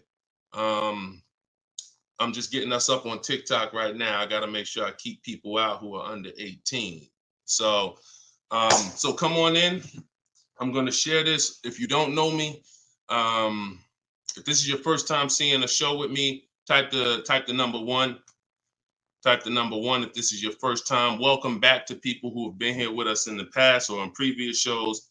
My name is Deshone the Auto Advisor. I spent 14 years in the car business, 5 years with Mercedes, 5 years with General Motors. And now what I do is I show people who want to learn how to car shop from home and how to save more money from home than they're ever going to save in a dealership.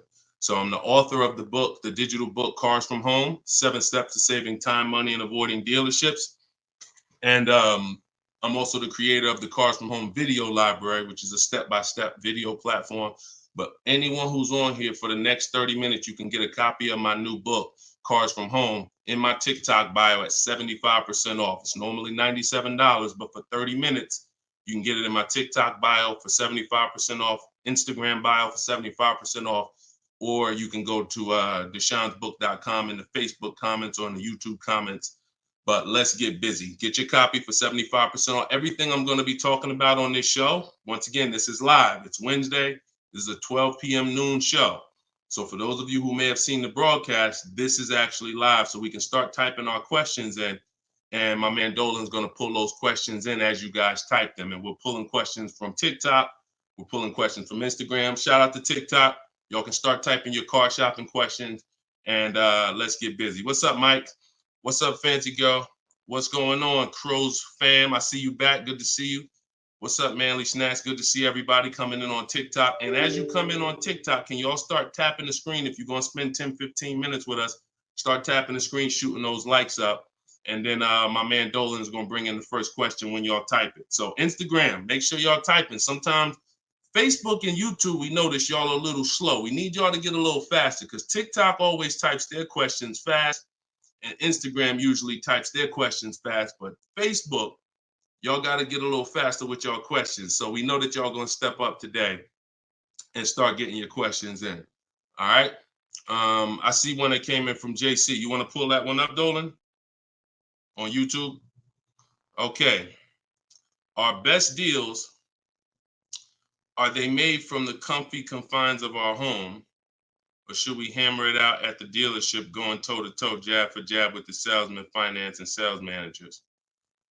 Well, you have no leverage when you're face-to-face with someone. And leverage is what gets you good deals. Leverage is what, oh, we up to 500 likes on TikTok already. Shout out to y'all. Keep tapping the screen. Appreciate y'all. And tag a friend. Everybody bring your friends over. They need this just as much as you do. So what JC from YouTube just asks is it better? He's basically saying, am I gonna lose something by not being in the dealership face to face with a car salesman? You know, am I losing something? And it's a good question, but you're losing something by being there. And let me explain why. You're losing something by being there because your leverage in a negotiation, it comes from you talking to other people and having other offers. Let me give you a real example so that you can really understand that. When people are negotiating for your business, you're going to save the most money without trying. You go into the supermarket. Do you have to try to find the best deal on laundry detergent? Do you have to try to find the best deal on, anything, spaghetti sauce? No. Why? Because companies are actually hoping that you look and see that they're the best deal. Hey, look, we're on sale this week. Hey, look, choose us. They're trying to get your attention. They realize they're competing with all these other brands and they don't mind. So even with a TV, I always use a TV for example. If you go out to buy a TV right now, is anybody on here worried about overpaying for a TV in 2024? Anybody? And I always want to remind people, as you new people come on, this is live. This is Wednesday, our 12 p.m. live call. So our 12 p.m. live show. So you can ask your questions. This is not our rebroadcast. So what is anybody on here worried about overpaying for a TV? Anybody? No. Why is that?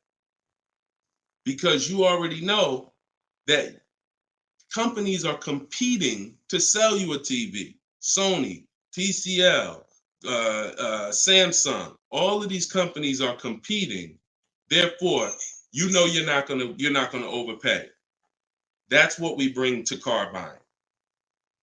In a nutshell, y'all, if I can wrap up what I'm trying to show you with Cars From Home, the reason why my brand is called Cars From Home, my book is called Cars From Home, my library is called Cars. The reason is because it's a mindset. It's a mindset. You're bringing the same mindset you would bring to shop for your TV to cars. And you don't overpay. You don't have anybody on here worried about having buyer's remorse for the TV. Look, Fancy Girl, Kiki, no. Look, RJ Newscom, no. Look, Patrice on Instagram, no. So no one on here is worried about overpaying for any of these items that years ago, we used to be worried about overpaying for TVs, but not anymore. So when you start staying at home and getting multiple offers and kill your programming that the car business has programmed you into thinking that you need to go in, then you're going to see how much money you save quicker. Okay? Who's not a good negotiator? As you come on, I want y'all to answer this question. Who's not a good negotiator? I see you, Yayo. I see you. Okay, I see you, Fun Times. Welcome, Tone Bud. Who's not a good negotiator? Just type me if you're just, Deshone, it's not my thing. I'm not really, look, Crow's fan. No, I'm not. What's up, Tom? Julia? So all of these, look, John C on Facebook. No. William on TikTok. No. All of these people are not yet. Danny on Instagram. So what I want to tell y'all is you no longer have to think you need to be a good negotiator to win with buying cars. You're going to start making people negotiate with each other. And that's multiple offers.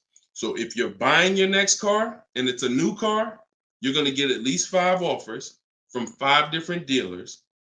And if you're leasing your new car, you're going to get at least 5 offers from 5 different dealers while you're at home. And if you're buying a used car, you're going to stay at home. You're going to look at the entire used car market on all the marketplaces. I teach 8 marketplaces. You need to be everywhere a used car is.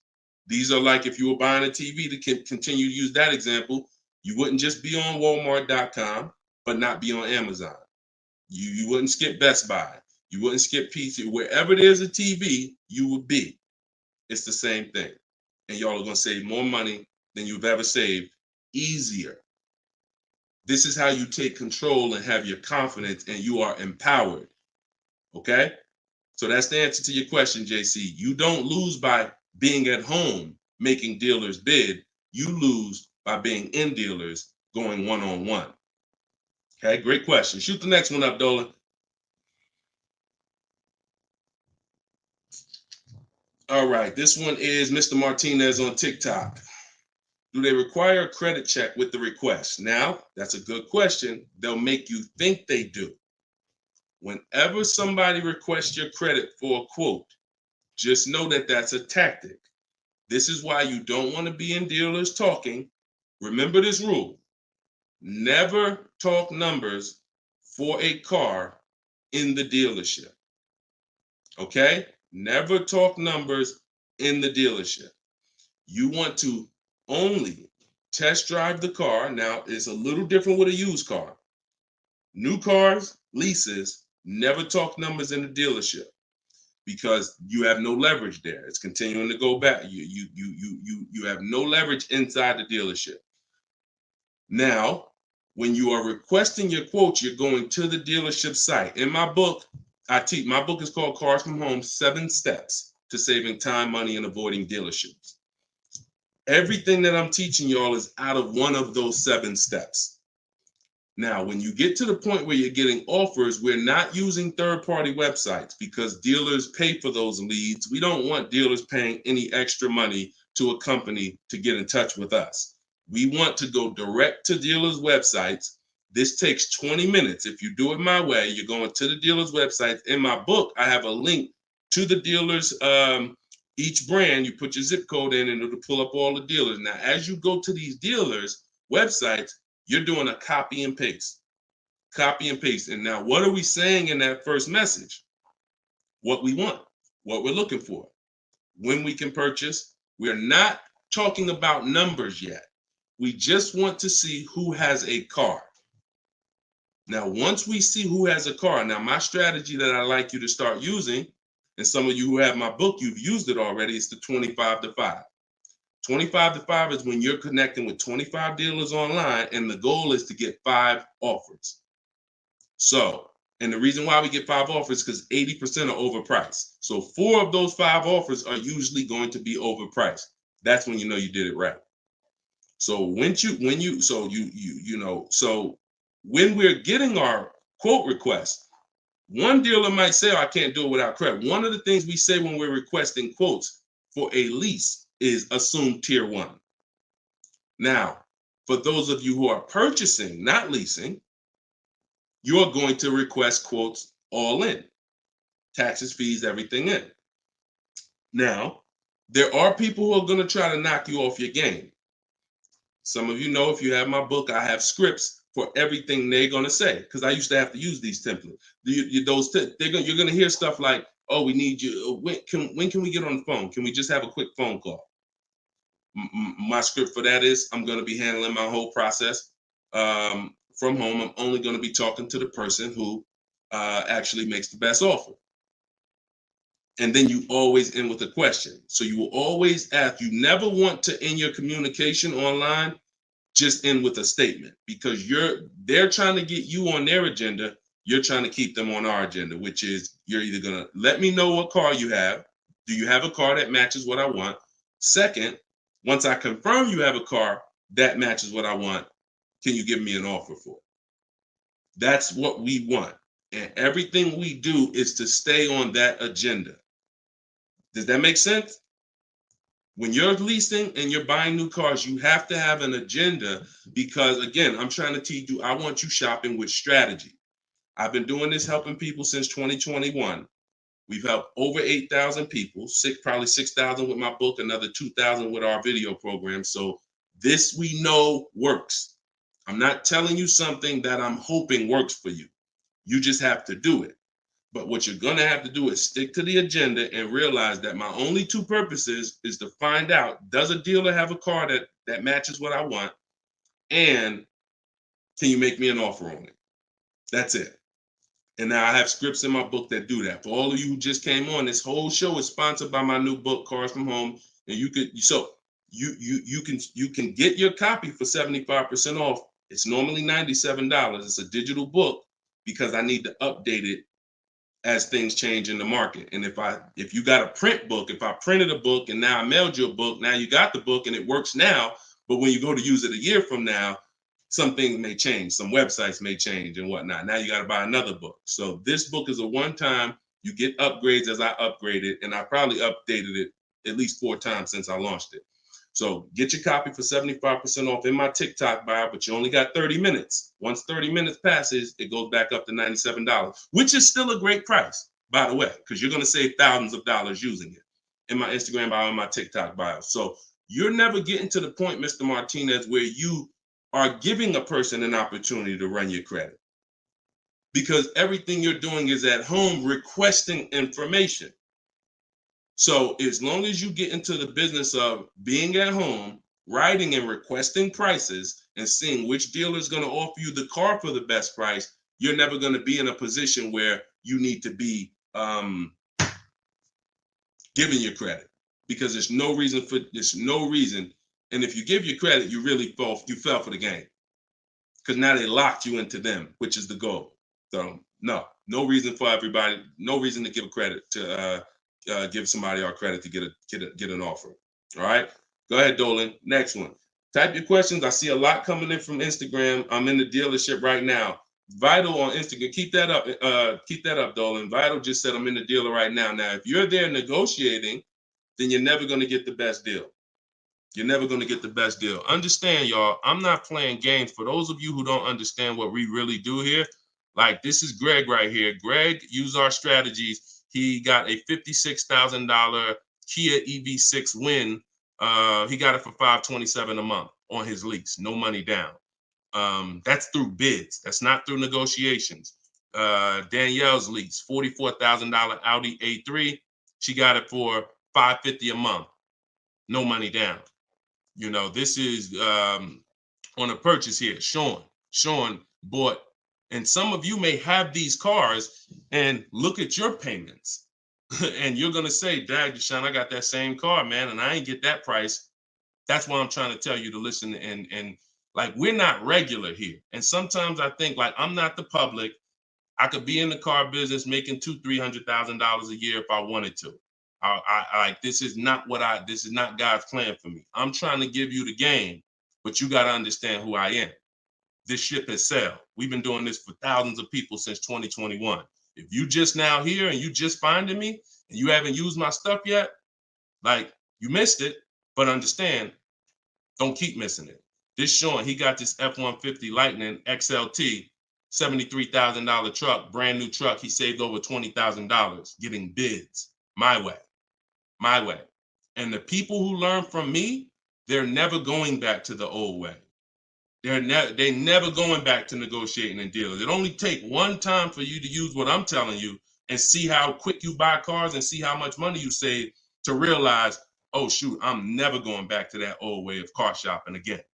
All right. So if you want to do it, you need to leave that dealership. Unless you're just there to test drive, that's different. So Instagram. Considering leasing a car, but feels like it will keep me constantly having a car payment if I choose to keep leasing at the end. Could you please explain the strategy to leasing versus financing? Absolutely. So when you're leasing, so this is a great question. Somebody said, look, if I lease, I'm going to always have a car payment. That's absolutely true. And so there's two totally different ends of the spectrum, y'all, when we look at how we acquire cars and get the best deals on them. One is a lease.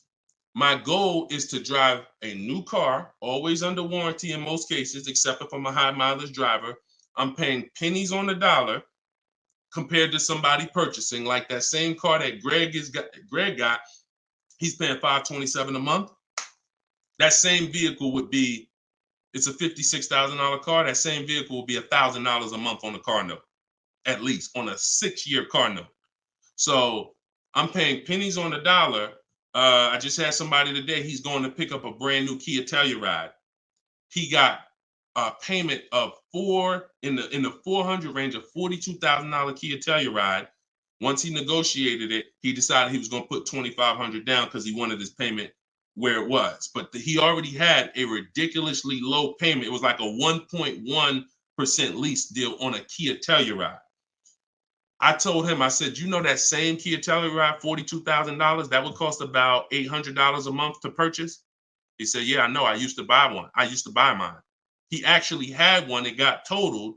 So he knows how much he was putting into that vehicle before he actually figured out he's not an 8-year person. So if you're not keeping your cars 8 years, you should be shopping for aggressive lease deals because it's pennies on the dollar. And we shop with bids because it's easy. It's fun. We're in control. And that's the way we do it. Now, the other side of the spectrum are long-term vehicles that are going to be what we call a keeper. If anybody who has a keeper in their household, type a K. If you have a vehicle in your household right now that you've had for more than 8 years, type a K. Type a K. Type a K. As you come in, y'all, if you're on Instagram, could y'all hit that paper airplane? It looks at the bottom of the screen. It allows you to share this broadcast with your friends.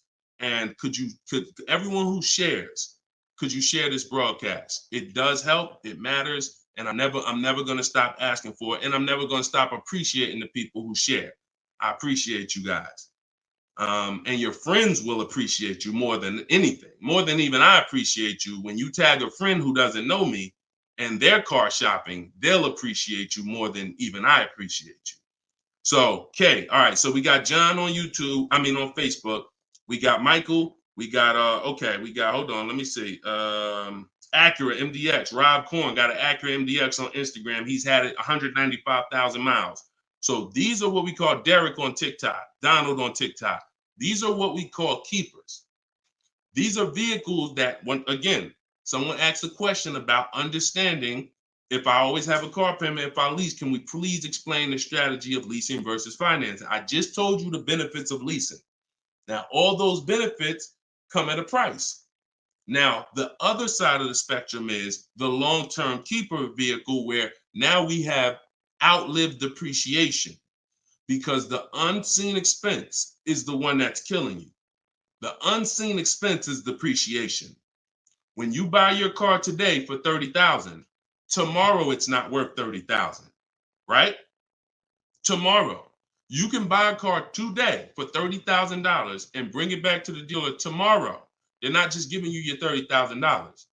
You've lost money in one day. That's depreciation. Now you can sit that car outside your house and you can have that car. You don't drive it 1 mile. You never even touched it. And you go out there and a year later, is it worth $30,000? No, right? You never told, but Deshone, I didn't even drive it. But you understand, it's not worth 30,000 anymore. It sat there for a year. Now it's probably worth 24,000. That's depreciation. So some of you have been trained to think, oh, well, I buy my cars because I don't want to pay for the mileage. What I'm trying to get you to understand is when you understand depreciation, you're going to see not only do you pay for the mileage, whether you buy or lease, you pay for the car whether you drive it or not when you buy.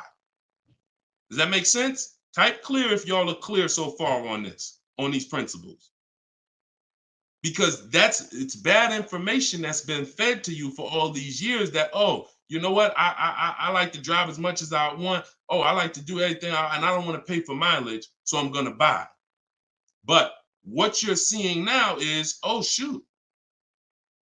If I drive no miles, my car's worth less. If I drive average miles, my car's worth even less. If I drive high miles, my car's worth even less. Depreciation. It's the unseen expense. So now our goal with purchasing the right way and picking whether I'm going to shop for great lease deals or whether I'm going to be a long-term keeper is to avoid where the depreciation loses us the most money. The most money. Look, right here, 3, 4, 5, 6 years, you're losing the most money. This is when you don't want to have bought your car and replaced it, because you're losing thousands and thousands of dollars every year. And now many of you have been taught it's okay to switch cars while you're in here, dropping. But going back to the keepers know, all right, I'm switching cars when my value is like this, my depreciation.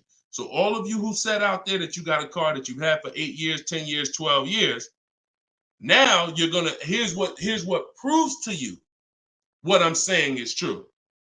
The keepers, which is why I'm trying to get you guys out of that middle, all you 3, 4, 5 year people, 6 year, 7 year people that do not lease. You don't keep your cars long enough to outlive this depreciation, but you don't lease. You're losing the most money by far. Thousands and thousands of dollars every car you buy in resale value, because you flip cars, try to trade them in while you just lost thousands and thousands of dollars. So on the other end, those of you who said, Deshone, I got a keeper outside, if that car today is worth $5,000, a year from now, it's probably going to be worth $4,800. That means you're no longer losing value like this. You're only losing value little by little, and you've outlived the depreciation. So your goal when understanding should I lease or buy is like, Deshone, okay, how do I avoid this? Well, if you're not keeping your car 8 years, you should be shopping for leases. Everyone who told you otherwise was wrong. I'm not going to say they were malicious, but they were incorrect. And unfortunately, I call them confidently incorrect. Dangerous. Being confident and incorrect is dangerous to you and others and everyone who's going to listen to you. So I'm telling you the truth based on numbers, that shopping for lease deals is here. If I'm not keeping my cars 8 years, I need to be shopping for great lease deals. If I'm going to keep my car more than 8 years, then I'm going to purchase and I'm going to make sure I get a car that's going to last 8+ years so that I can outlive the depreciation and win with long-term ownership. But I'm not stuck in the middle. Clear? Everybody clear before we move to the next question? JC said, my man hitting on all cylinders. I appreciate you, man. This is what we do, man. I've been doing this since 2006, man. I'm not new to this. I've been helping people save money on cars and make dealers bid for their business since 2021. And that's what I'm known for. Here in New Jersey, people know when I had my brokerage, Deshone is the person that helps people save money if you listen to him. If you don't listen to me, God bless you. I wish you the best. All right. So for all of you, cue the next question up, y'all. For all of you who just jumped on, this whole show is sponsored by my new book. Everything I teach is out of my new book. It's called Cars from Home, 7 Steps to Saving Time, Money, and Avoiding Dealerships.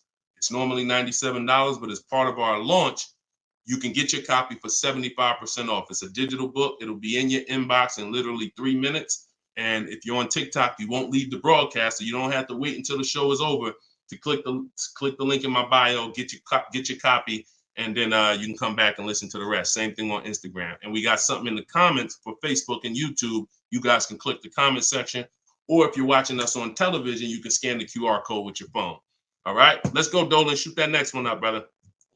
Let's keep these questions coming, y'all. Keep typing them. And again, we're live right now. Wednesday, this is our Wednesday 12 p.m. live stream. I want to make sure I keep saying that because we broadcast these shows all day long so that some of you could tell your friends if they missed the live show, they can still see the broadcast. But right now, it's Wednesday, and this is our 12 p.m. live. So ask your questions. This ain't a rebroadcast. JC said, could you please share with us your insights on how to best eliminate dealer add-ons, addendum lists from the deal? Example, windows etching, low jack, nitro in the tires, Scotch guard. Okay, you name it, whatever. I always say this, and I have a video that has done well. It's been seen by several people, and it says we don't negotiate with dealers with fake fees. You can see what I need you to know is 80% of dealers are overpriced. 20% are trying to beat their competition and they don't mind competing. These are the best people in the world. These are the people you want to find and buy from. But there's 17,000 new car dealers in this country. There's 100,000 used car dealers in this country. Somebody tell Isaac on TikTok that we just answered that question.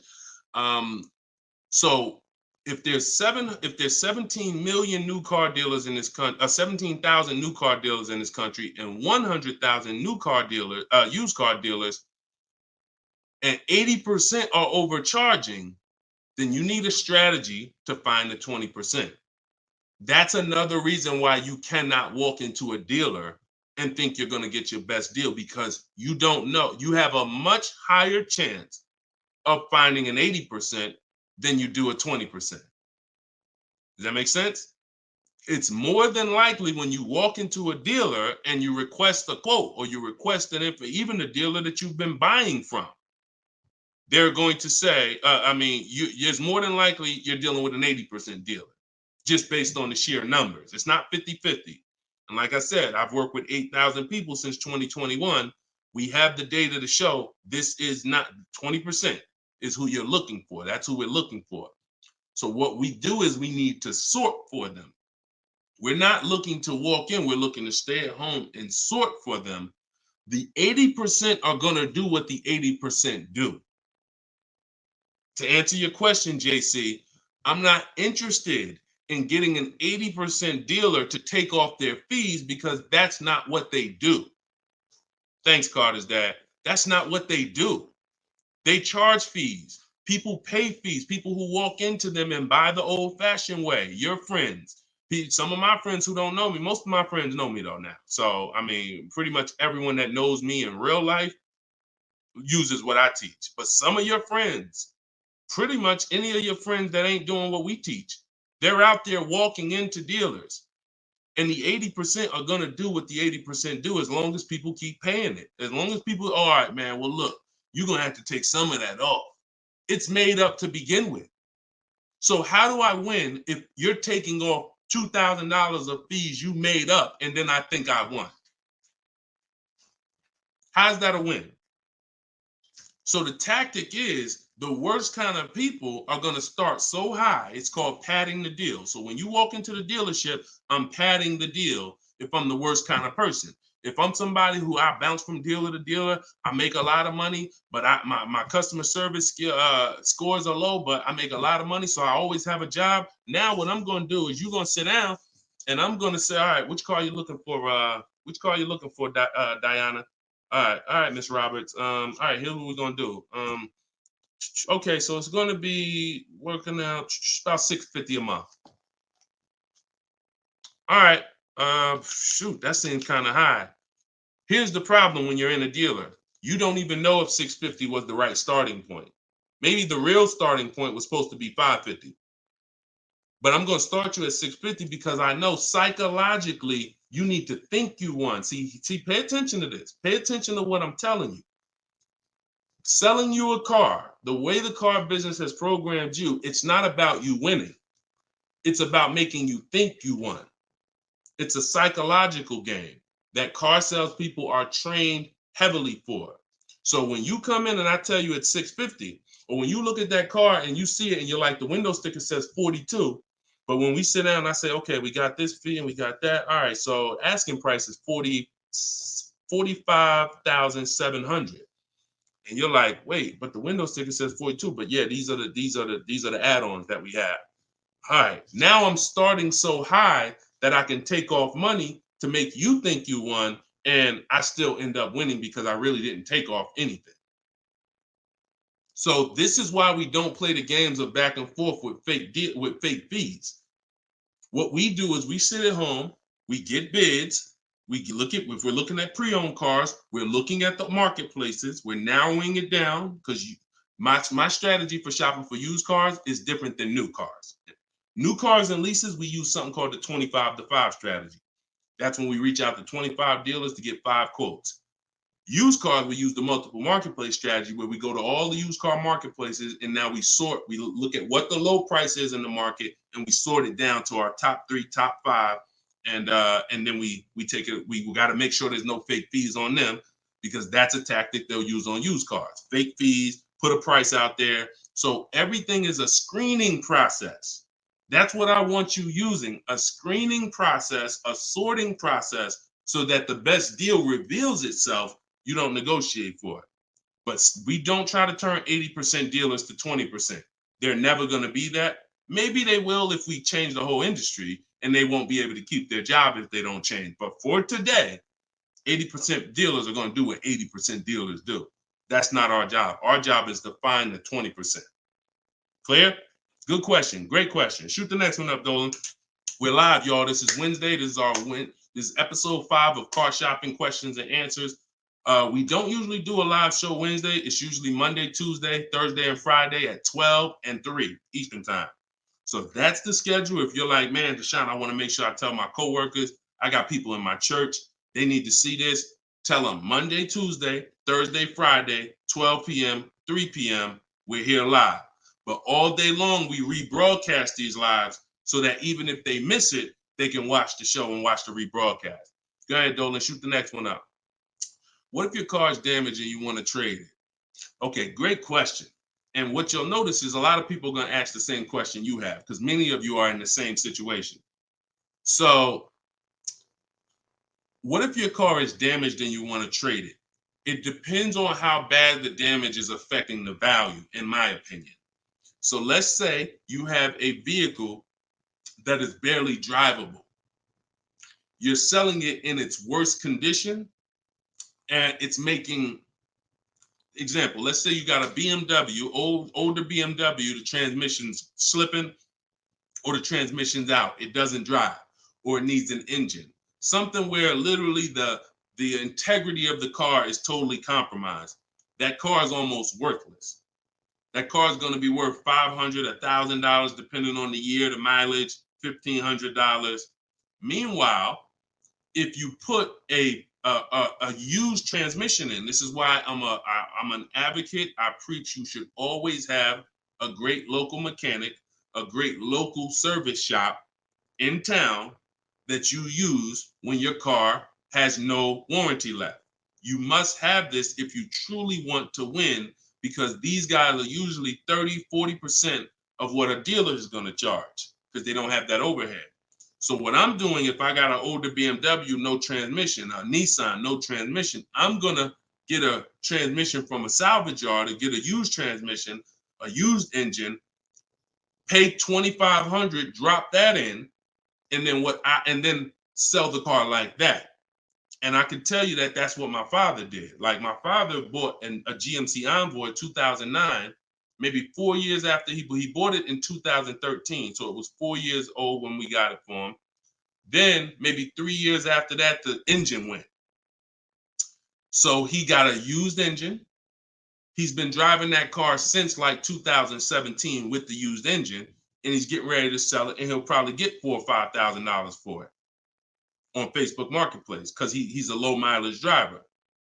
So you see how literally he could have went from switching a car when it was in its worst condition taking a loss for it versus investing the right money with the right person, getting the right engine, right transmission, drives it for a couple more years, and then can still pull a couple $1,000s out of it.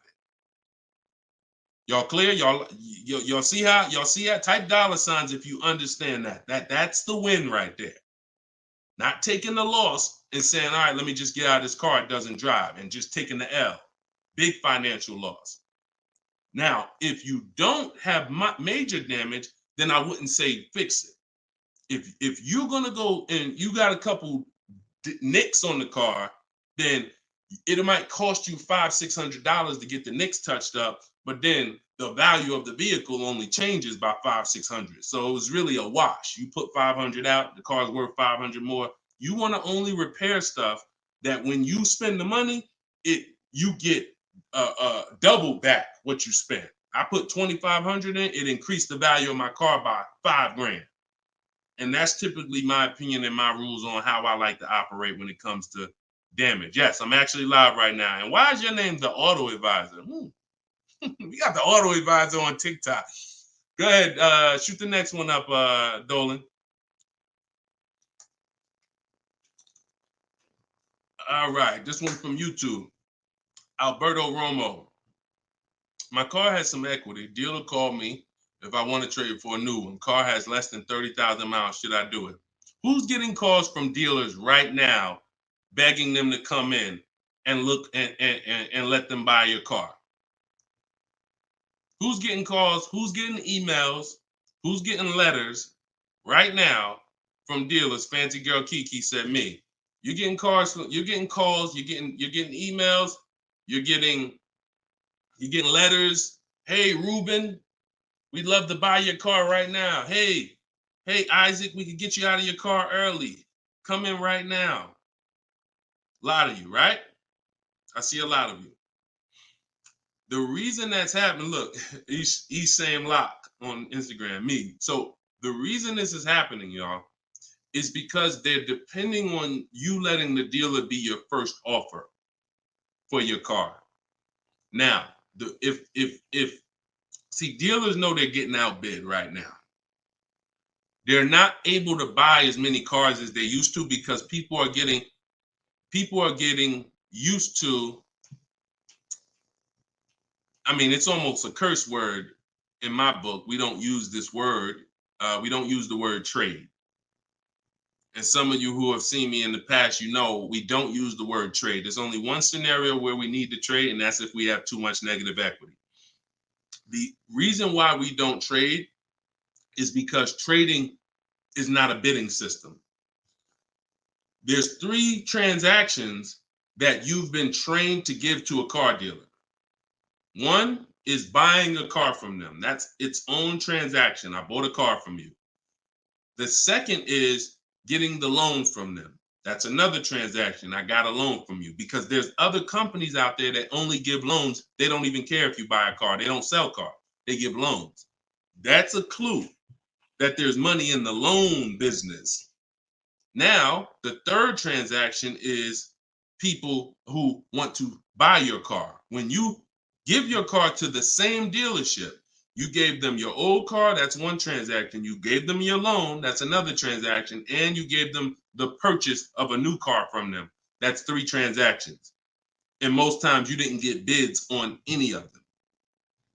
That's how you're losing money. You're probably losing $2,000 here, probably $1,500 on the loan, and then maybe another $1,000, $1,500 on your car that you gave to them. Hidden money. See, I'm not just here to teach you how to car shop from home the right way, strategically using my system. I'm also here to reveal to you the hidden money that you haven't seen in your car deals. So you got to stop doing combining transactions. That's why we don't trade. We get offers in my book, step 2. My book is 7 steps. Everything I teach is 7 steps. Those 7 steps won't change. First step is most important question. That's leasing versus buying. How many years you keep in the car?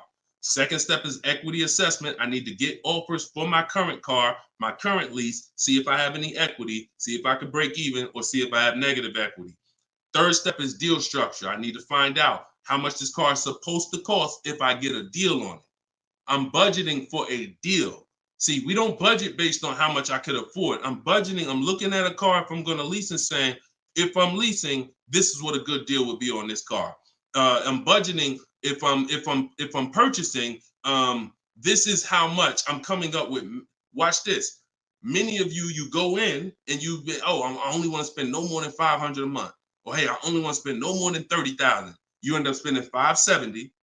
Or you end up spending $31,500. Or they say, hey, yeah, we got you to $30,000, but what about the taxes? All right, well, I guess I'll just put that on the credit card. So you end up going over budget because you shop with your max budget in mind. We never shop with our max in mind. We shop with multiple goals below our max so that we always, no matter where we land, we're under our max budget. That's step 3. Step 4, we do something called shopping, not buying.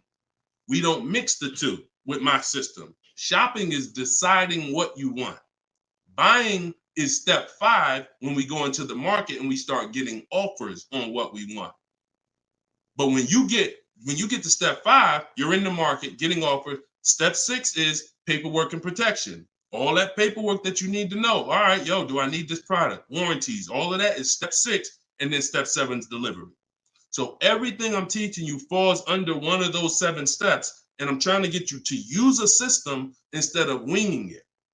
If you don't wing it, you'll be fine. But step 2, Alberto, is the equity assessment, where you're getting offers to find out what your car is worth.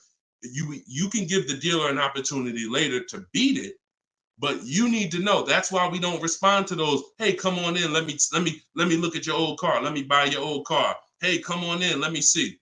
You need to call your bank for a payoff.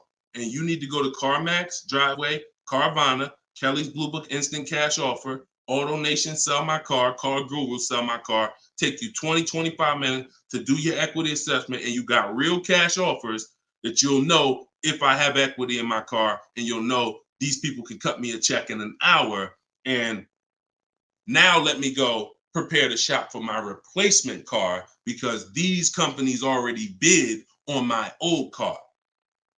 Type clear if y'all are clear on that. That's the equity assessment. That's my 7-step system. That's why my book is called Cars from Home, 7 Steps to Saving Time, Money, and Avoiding Dealerships. All right. All of you could get a copy. You could get your copy for 75% off. It's normally $97, but as part of our launch, you can get it in my TikTok bio for 30 minutes for 75% off. Once the timer goes back up, once the timer expires, it's back up to $97. So get your copy before the timer runs out. Same thing with Instagram. Go to my Instagram bio. You'll have it 3 minutes and you come back to the show. And if you're on Facebook or YouTube, we got links in the comment section for you. All right. Great question, though. Look, go ahead. Shoot the next one up, Dolan. I said, this man, bro, spitting gold fire for real. I hope this isn't going over anyone's head. Me too, bro. Listen, me too. Keep that question up. Fancy girl Kiki from TikTok. But me too, bro. Like I'm sitting here, man, and I pray every day that the Lord help me to look. I want you to even see. I gotta unlearn. That's why I represent this brand. I got to unlearn. Like I have been programmed, and the people who programmed me have actually programmed me because they make more money by me staying programmed. So some of you, it's unfortunate, are not going to spend $24. You're not going to spend $24. Now, I had people get the book for $97. It's people that might be on here that say, man, I got the book before we even had this sale. $97, but some of you are not going to spend $24 to get the book. But you want to go into a 5-figure transaction, a 5-figure, $10,000, $50,000, $100,000. Some of you who are buying luxury vehicles and exotics transaction, but it's something about not, and that's just unfortunate. All right, fancy girl Kiki from TikTok. Is it true that you can have your down payment go towards your payments?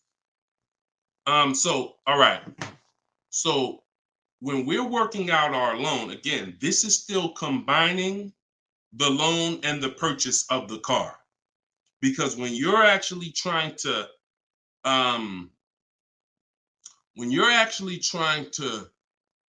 figure out and hope your down payment goes towards the payments and actually goes towards the car versus you basically just giving it to the dealership or maybe losing it to, not going to the car, you're mixing.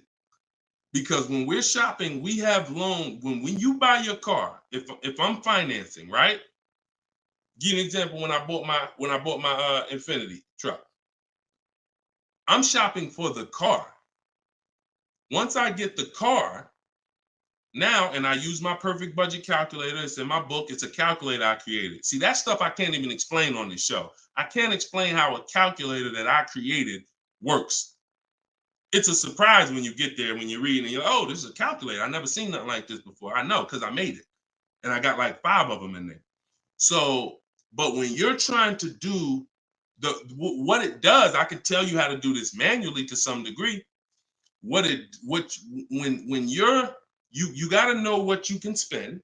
That's why we have that budgeting exercise where, in order for me to be at a $450 a month payment, I can't get any more than a $22,000 loan.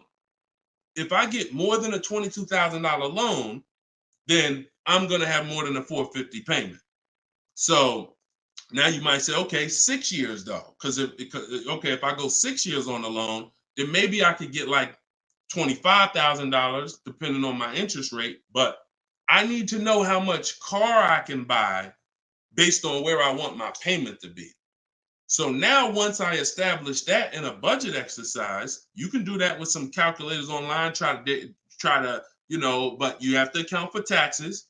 The reason why these calculators don't work well, because they're not going to account for the taxes. They're not going to account for, any down payment you want to put in, and they're not going to account for any equity you may be getting.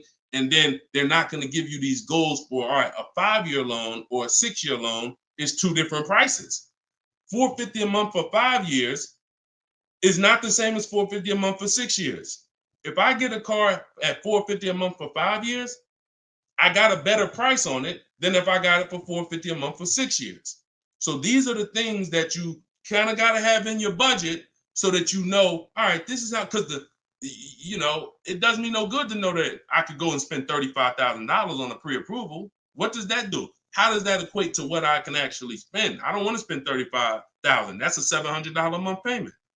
So, but once you establish the budget on how much I can spend, now you go find the car. So I'm shopping for the Infinity, and I'm shopping knowing all of these cars are within my budget.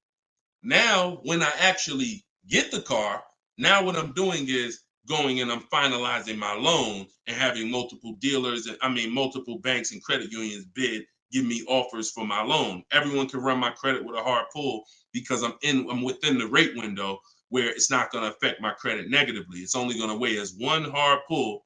I know you've heard, oh, don't let all these people run your credit.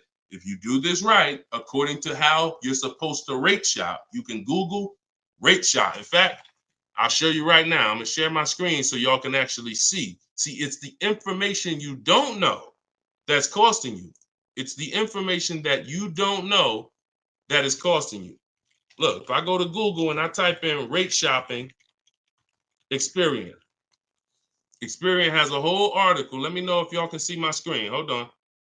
Oh, wait, hold on. Entire screen. Look. So I go right here. Rate shopping.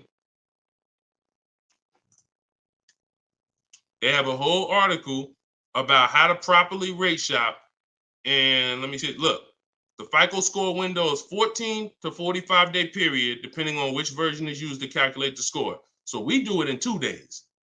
We do it in 2 days. So we don't even use the 14-day window. That's why we don't let anybody run our credit with a hard pull until after we already find our car. So now you come in and you are I'm letting all these people run my credit to get their offers for my loan, their offers for my interest. And then what I'm doing is whoever makes the best deal there, I'm calling the dealer and I'm giving the dealer an opportunity to beat it. Because the dealer has another 7, 8, 10 banks that they might, let me see if I can beat that because I like to earn the business. And that's what I call the bank bidding war blueprint. So I'm putting that when you get my book, you actually get the bank bidding war blueprint because I haven't combined it with my book yet. It's going to take me probably about 30 days to combine it into my book. So I just send the book and I send the bank bidding war blueprint. That strategy right there is called the bank bidding war. So we're not worried about if our down payment's going to go to the car, because our loan is always worked out with the bank, not with the dealership. Okay? Separate these things. When you start separating these things like I want you to, you're going to see I can't get into the same trouble I used to get into. Okay? Go ahead. Shoot the next one up, Dolan. Great question. Are you even actively selling cars, or are you just selling books now? No, we're all in the education business. I haven't sold cars since 2020. TikTok, what's the best way to approach a used dealership? From home. All the marketplaces. So you don't want to, if you're shopping for a used car, you cannot afford to miss a place where a used car is. What does that mean? Car Gurus, Auto Trader, Carfax.com, CarMax.com, Carvana, Driveway, eBay Motors. There's 8 marketplaces that we use. Vroom used to be on there, but Vroom's out of business now. So, and we don't use, people will say, why don't you use Auto Tempest because it pulls inventory from all of it. We don't use a third-party site, because what it's doing is pulling, it's not going to pull all the inventory, because no one's going to give this third-party site permission to just pull all their inventory, and now people start going to the third-party site instead of coming to them. So we just go direct to the marketplaces. And then the first thing we're doing, once we know our budget and what we can spend, we're going and we're looking for our car. But we are not going, the first thing you need to do if you want to get, y'all know, like, what I'm famous for is teaching people how to get below market deals from home. Below market deals. When you're getting below market deals, you have to realize there's 2 other categories of most people paying. Some of you have been paying market value. Some of you have been paying above market value. So below market value means there's 2 categories that we want to buy below what they're paying. Okay? So we got to have that in our mind. Below market. Like when you look at Eddie. Look at Eddie. This is 2023. This was last year. Still coming out of low inventory. He got a 2023 Camry hybrid. And the hybrids last year, they were on fire. On fire. Like, so they were still charging $2,000, $3,000 over sticker price for the, he got $2,086 under MSRP getting bids. That was his lowest bid. Okay? He said I had a 1-week window. So those of you who are like, Deshone, I need a car in a week. When you get bids, it ain't nothing. He said I actually completed the process in 4 days. So below market deals where people are paying sticker price and they think they won. You know what? Hey, you know what? The best deal is, at least I didn't get a markup, sticker price. Now, let's get back to approaching the used car, the used cars. When we open up when we get in used cars. Oh, wait a minute, yo, banana Thad, you funny, man. So when we get in used cars, so our goal before we could get a below market used deal, we have to know what the market prices are.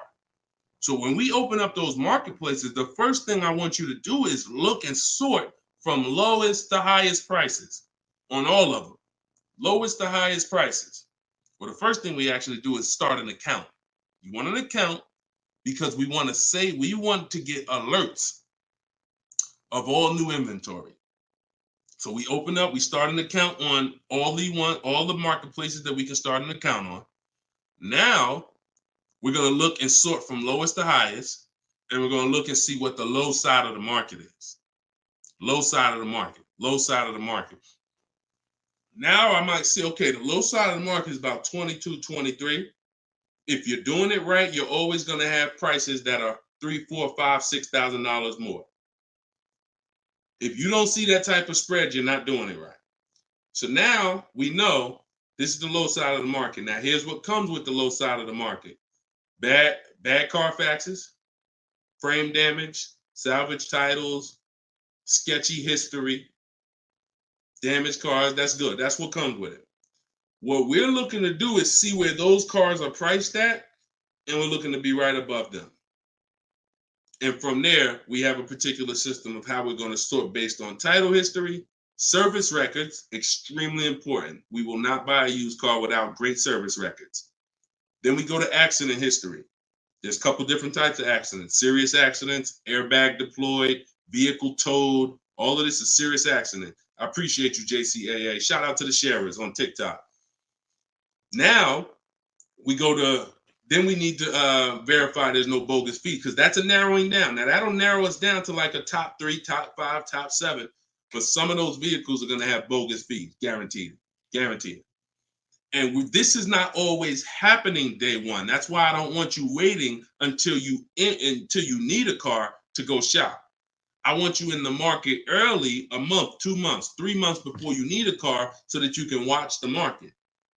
And when you can watch the market, you have much more leverage. You have much more flexibility. You can say no. You can see where the price trends are, and you can get alerts. Many times, it's the alerts of the new cars that's going to be the car you take down. Because once you know the low side of the market, now you're getting alerts. Every new car that hits the market, boom, soon as it hits, I can look and see, oh, that's priced on the low side. Now I look, oh, shoot, frame damage. Oh, shoot, salvage title. Oh, shoot, whatever. And eventually one pops up and you're like, oh, good Carfax. Oh, good title history. Boom. And now we're preparing to get ready to take that car off the market. We can't test drive used cars until we're ready to buy them, though. That's the only reason we can't do 100% of our used car deals from home, ever. New car deals, we've had people throughout, use my book, in my course, 100%. Dealer delivers the car. That can happen. New cars and leases, 100%. Used cars, we can't. You must go to the dealer. You must see the car. You must drive it. And then that's when you're taking that deal across the finish line right then and there. Okay? That's a overview of what I call my multiple marketplace strategy. If you do that, you win. I mean, there's no guarantees in life. So I'm not here to guarantee, but I am here to say, you haven't had strategy. When you're using strategy and boundaries, you haven't had boundaries or strategy.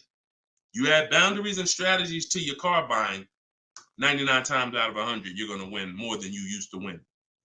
All right? Go ahead, Dolan. Shoot the next one up. Does your book teach how to sell and grow? I don't really know what that means. Sell and grow. This one's from TikTok. Do I get a discount for paying cash for a car? No. I know a lot of people told. Who was taught you get a deal for paying cash? Type a $sign if you were taught you get a better deal for paying cash. I got the book, the cheat sheets, awesome. Service connected. Don't use the cheat sheet. If you got the book, scrap the cheat sheets. The book is the nuts and bolts. The cheat sheets is an overview. I see you though. Use it. Win. So, all right. So you got Gina VL. You got Court. I don't want to butcher your name, so I'm not even going to try. I see you on TikTok though. I see Cozy Boy Nesto on Instagram. Okay, Monty. So my question was, who was taught you get a better deal by paying cash? All right. Now, I said type a $sign if you've ever heard this. Now, I don't want you operating with bad information. Let me tell you where this came from. And remember what I said earlier in the show. Earlier in the show, I told you the car business is not about you winning. If you win, great. But it's about making you think you won. And I can only make you think you won based on what you tell me you need in order to feel like you win. So if you come in and say, listen, man, I'm paying cash, man, y'all got to do something better for me. I'm not going to sit here and tell you, well, you don't get a better deal for paying cash. Now, I would tell you, listen, I'm going to be honest with you. You can get this price whether you pay cash or not. So like there is no, but somebody who's like not going to be willing to go and tell you that, they're going to make it look like, all right, I got to make you think that the deal I'm giving you is because you pay cash. This originated from when dealers used to finance cars. There are still people And you may be one of them who think the dealer owns your car after you get it. That's why there are people who say if they can't afford a car, they say, man, I'm gonna get a dealer back their car. It's not their car anymore. Unless you're dealing with like a buy here, pay here place where they're actually extending the loan to you, it's not the dealer's car anymore. But back in the past, dealers used to extend loans. They would hold the financing. So if you offered them all the money up front, it was an incentive for them because they knew it guaranteed they get the money now. And it also saved them interest. It saved them, if they were holding the note, then they're still technically paying for that car. And they're like, okay, I could save you another $1,000, $1,500, because you're going to give me all the cash up front. It's not like that anymore. It's not. Literally from the time you leave, the dealership is funded in full in hours. Like by the time you drive off, wire transfer, the dealer is funded for the car. The funds come from Bank of America, Chase, TD, M&T Bank, whoever it comes from, wired to the dealer. From that point, it's between you and who? Who's on the title? Who's the ones calling you if you don't make the payment? Who's the one setting up the car to be taken if you don't make the payment? It's not the dealer, right? It's the bank. So it's always between you and the bank from that point, which is why you don't get an exactly life experience. You're not getting a better deal paying cash. And that's just because that's the way it's set up. Now, the rare exception that you may see, and this doesn't happen a lot, sometimes there's like a low interest rate. Like when I was with General Motors, we might have like all right, you could get 0% interest, or you could get a $5,000 rebate. Only on a new car though. But you can't do both. So if you had somebody who could pay the cash, maybe they save more money by taking the rebate than they would if they were to take the loan. So in which case, you're not getting a better deal because you're paying cash. It's just an incentive to, you're getting a rebate. So these are very rare circumstances. So I just don't want you going in and telling you that you heard that from me. And I'm just telling you that's the truth. Like, that is the truth. And when you really look at how banking works and how dealerships work and the fact they don't own the car, you'll understand there's no incentive to you paying cash at all. And if you're not investing your cash, see, I want you to also think about what you're doing with your money. Because if you want to pay cash, God bless you. Pay cash. Interest rates are high. Put as much down as you can. Pay cash. Get the loan out of there as fast as possible. You're paying 6, 7, 8, 10%, 12%. Get the loan out of there. Pay it off or make a large down, only finance a small portion of the car. But if the rates are low, which at some point we do believe rates will be low again, or I always tell people in the bank bidding war, you got to check, see if there's any special interest rates. There might be 0%, might be 1%, 2%. So if those instances exist, there are people who your money's invested. You're getting 8% on your money. You're getting 6%. You're getting 10%. You're in real estate. You're getting 15%. It makes no financial sense to take that money that's earning money for you out and put it into a car that is going to lose money for you. That $20,000, $50,000 you put in the car is going to be worth half of that in 3 and 4, 5 years. 5 years, it'll be worth half. So these are the things I talk about. I don't believe in one size fits all car advice, y'all. That's why I'm always saying it depends on this situation. If you're this type of person, if you're keeping your cars 8 years, you should be buying. If you're not keeping your cars 8 years, you should be selling. You should be leasing. A lot of people think, okay, Deshone, you talk about leasing a lot. I talk about leasing for people who are not keeping cars 8 years because they've been taught that they should still be buying. But I'm putting you in the strategy that's custom to your life versus what you've been hearing, which is people telling you, hey, do what I do. Only buy used cars, pay cash for them.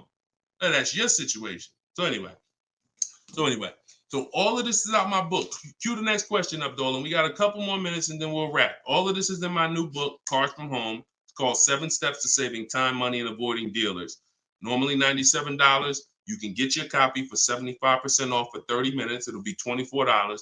And everything I teach is in there.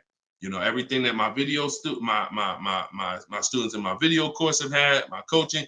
This is the same 7-step strategy that we use to get these below market deals. And I've been showing them throughout the show. So if you just jumped on, like we've been showing these deals throughout the show. All right. Go ahead, shoot the next one up, Dolan. How can we eliminate dealer add? Oh, we did that one. Yeah, we did that one from YouTube with the dealer add-on. This one's Dakota from YouTube. I have a Malibu Chevy, still drives good. However, the dealer's banged up as well as a few scratches. The door's banged up as well as a few scratches. I mean, if it's cosmetic, if it's banged up, I won't worry about the few scratches because the few scratches is really what's normal. And you know, people expect you to have normal wear and tear on a car. Some people think, hey, if I have a, you know, even with leasing, you're allowed to have wear and tear, a couple nicks, dings, they allow that. They don't expect you to bring the car back perfect.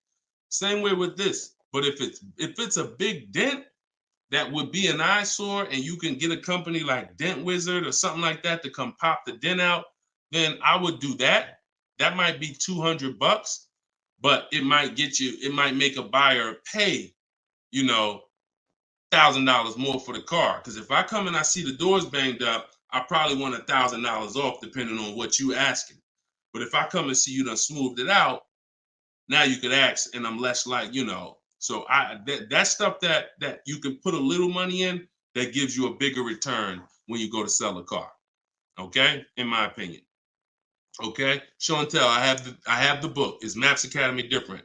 Yeah. Maps Academy is my video program. The book is the 7 steps. I have a video library that's 7 steps in video, and then Maps Academy is, you know, my video program, and I coach people. So we do these Zoom calls, so we make sure we answer questions. So I always say, get in where you fit in. You know, get in where you fit in. I don't care how you get the information. Get the information. You want to get it from my free videos on social media. You want to cycle through those. I got hundreds of them.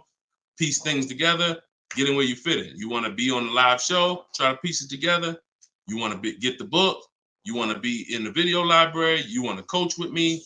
Whatever. That's what I'm saying. It's no excuse. It's no excuse for any of you not to be getting below market deals when the information exists. And it's thousands of people that testify about me. I'm not new here. We got over 2 million followers. If I wasn't helping people, it would have been out by now. Somebody would have wrote by now, oh, this guy don't do what he said. I got thousands of people around this country, testimonials, hundreds that we done just grabbed, boom, boom, emailing us, yo, look at my deal, look at my deal. So it's just, you are just now discovering what we do. But understand, we've been doing this. All right. All right. All right. Go ahead. TikTok. What would be the sweet spot year in buying a used large SUV, Suburban, or Expedition? Much as you could afford. You see, so when you look at quality, this is why I like to have multiple goals. Because what I like to do is I like to have a goal, right? 5-year loan, no down payment. That's one price. 6-year loan, no down payment. That's another price. 5-year loan with the money, you know, I might say, okay, if I have to, I can put $5,000 down. You know what I'm saying? Some of you, that's realistic. That's how you look at it. Man, if I have to, I got $3,000 I can put down. If I don't have to, I don't want to. That's why when you use my perfect budget calculator, which is in my book, step 3, when we're budgeting, we're deal focused budgeting. Here's what you want to know. If I want to be at $450 a month, how much is $450 on a 5-year loan? No money down. All right, that's one purchase price. Now, second tier, $450 a month, no money down, 6-year loan. I told you, I pay more if I had $450 for 6 years than I $450 for 5 years. So that's the next step up. Then I say, okay, 5-year loan using my down payment money. And then my max budget would be 6-year loan using my down payment money. But understand, I'm still under my max budget. I don't care if I have to go, and then we have another step where some of you have an old car. You have an older car, you're going to be selling it. You got 3,000 equity, you got 5,000 equity. That's also in there. So then it'll be no down payment, no equity. No down payment, no equity, 6 years. Down payment, no equity. Down payment and equity. See, all of this is below my max budget. Once I do a 6-year loan, my down payment and my equity, I'm not mad because I'm still under my max. Now, if I go above that now, if I wanted to do 5 and now I'm doing 6, or if I want to do $450 a month and I'm doing $480, now I've gone above my max budget. So my system for purchasing, we use this for new cars, used cars. Anybody who's getting a loan, this is what we do. This is in my book. My calculator generates those 6 goals for you. So when we say sweet spot, my first target is that first goal. That's my first target. When I went shopping for my Infiniti, I was looking for a car under that first price. Couldn't find it. Jumped up to the next tier. Couldn't find it. Jumped up to the next tier. And it was my 4th goal is where I found this one at. But I still had like $4,000 or $5,000 more that would have kept me below my max budget. So that's how you want to do it. Shorter loans, no down payment. Longer loan that I'll take is 6 years. I'll never recommend anything longer than 6 years. And then we start adding those resources that we have to it. And then once we tap out at the top, that's our max budget. 6-year loan, the most down payment money. And then if I have any equity for my car, I'm putting that all into the deal. And then as long as I find a car in any of those, and that's usually like a $10,000 to $15,000 spread, depending on, how much resources you got. That's a couple $1,000s right there. So that gives you the room to bump yourself up without letting a car dealer bump you up over your budget. All right? That's why it's called the perfect budget calculator. And I invented it. All right? Praise the Lord. Listen, I appreciate y'all. We've been on for about an hour and 15 minutes. We do these shows live Monday, Tuesday, Thursday, and Friday. Wasn't going to do one today, but you know what? I said, it's Wednesday. Let's jump on. Let's do a live.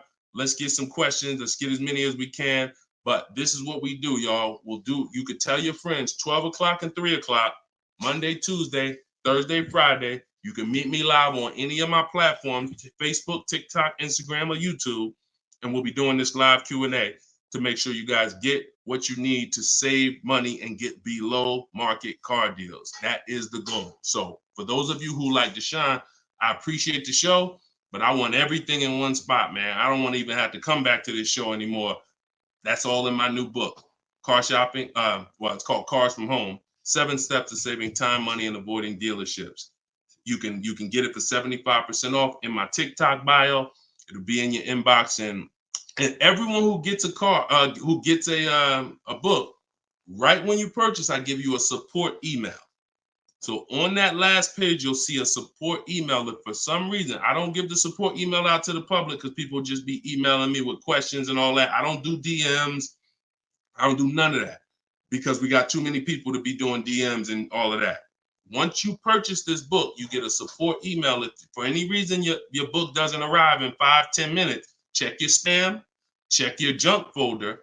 But if it's not there, then email us at support and we'll make sure we get you a copy right to you. All right. So use this information, get your book for 75% off. You won't pay the full $97 in my TikTok bio, in my Instagram bio, or in the comment section on YouTube or Facebook. We got a link in the comments for you, or you can scan the QR code. But that's what we do, y'all. Below market deals. That's the goal. Keep unlearning, keep relearning. I appreciate you.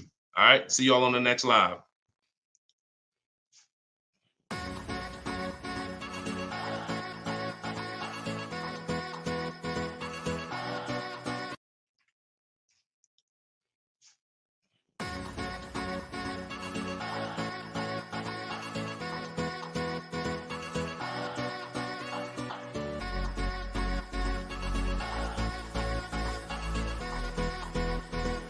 worst possible thing you could say when you walk into a car dealership. I spent 5 years with Mercedes-Benz, 5 with General Motors, and the worst thing a person could say when they walk in is, if you could just get me to this payment, we got a deal. So your loan's probably still like 19, which means you got to pay to get out. You're upside down. It's called negative equity.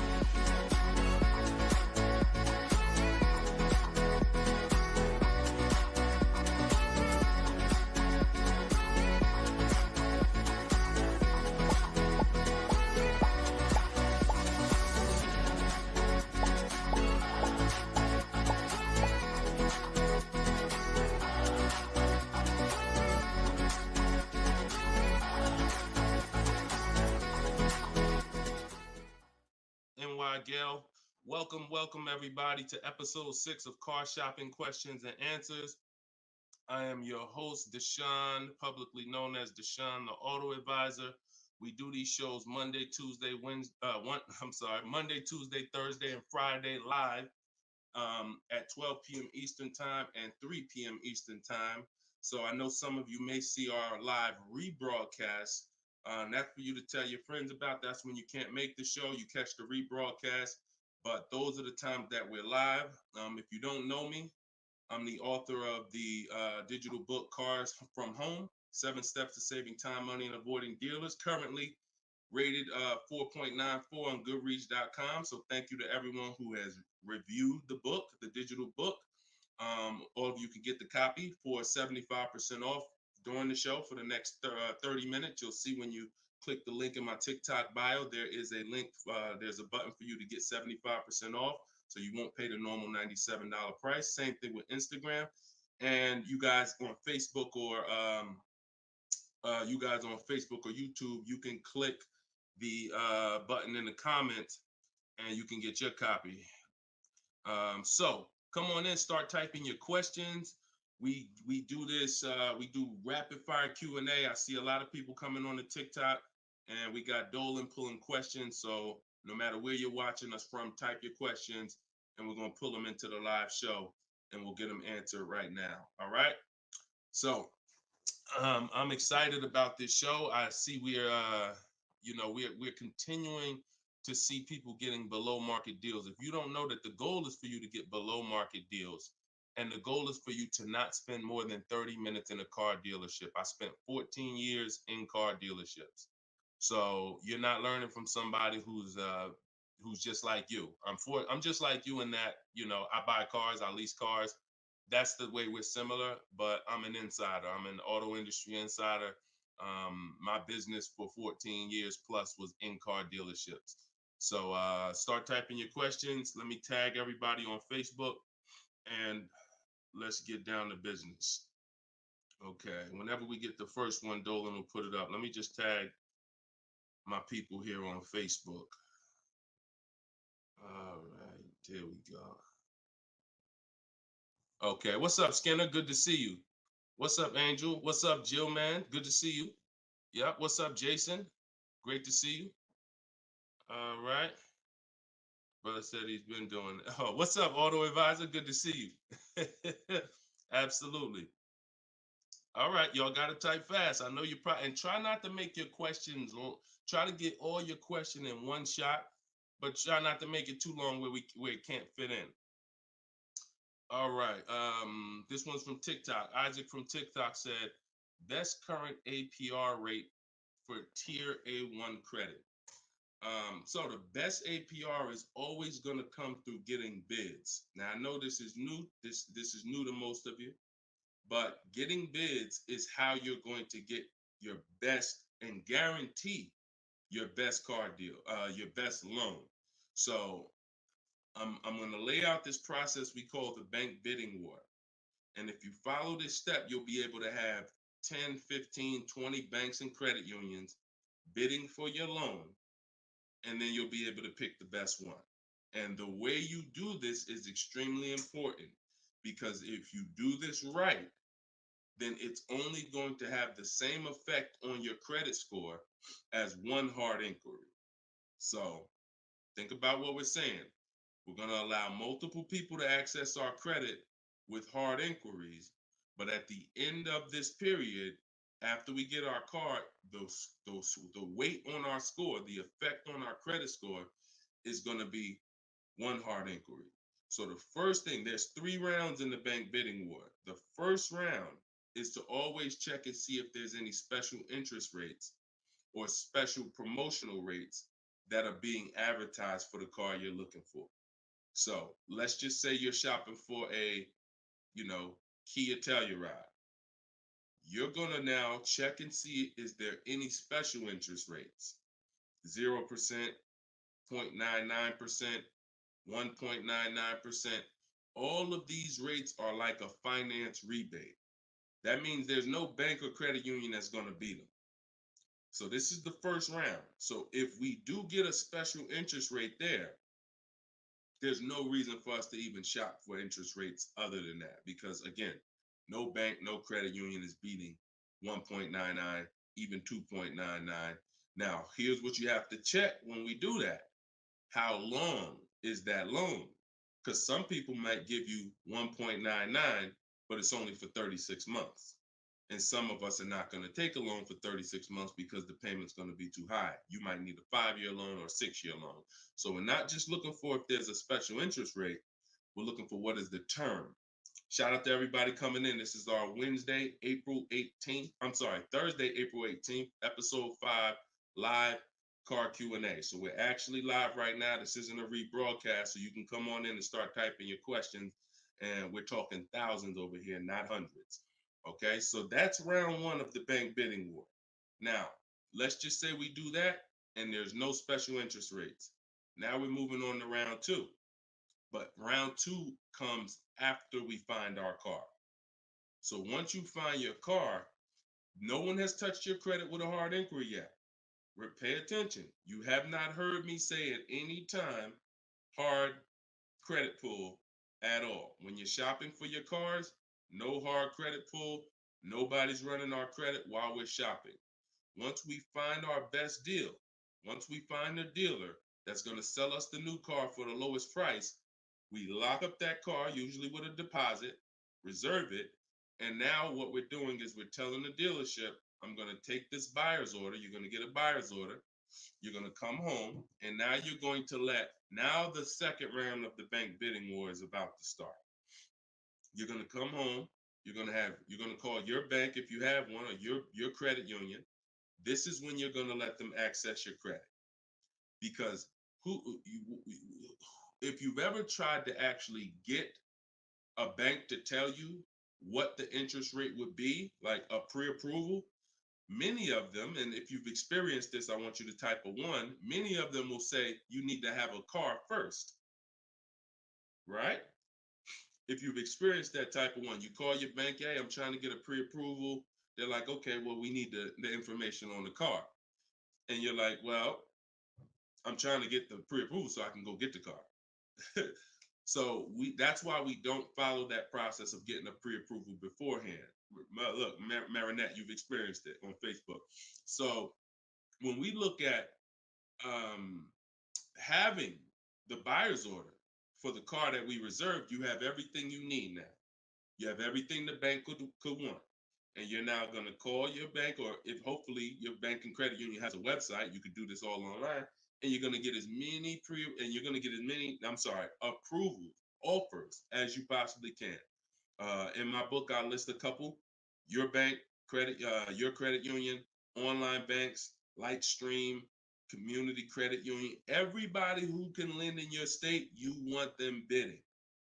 This is very important because some of you haven't been trained to see. My job is to not teach you just how to buy from home and make people bid for your business. My job is to show you everyone willing to listen. If you're willing to listen, I'll show you where the hidden money is in your car deal. The money you have not been trained to see, or the money you've been trained not to look at.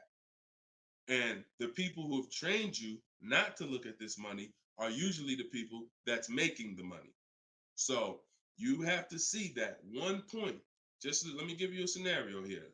Let's go to an auto loan calculator so you can see how much money is just in your car loan. Just in your car loan. And we're going to do a couple different interest rates so y'all can take this serious. and you'll see why you need to be getting multiple bids for your interest. So if I'm buying a $30,000, if I'm looking to borrow $30,000, let's take $30,000 for an example. Average, pretty good average. Average price of a car is probably higher than that, but let's use 30. Now, if that interest rate is 5.99, total interest paid is $4,791 over the course of 5 years at 5.99. If the interest rate is 7.99, total interest paid is $64.89. That's over $2,000 difference.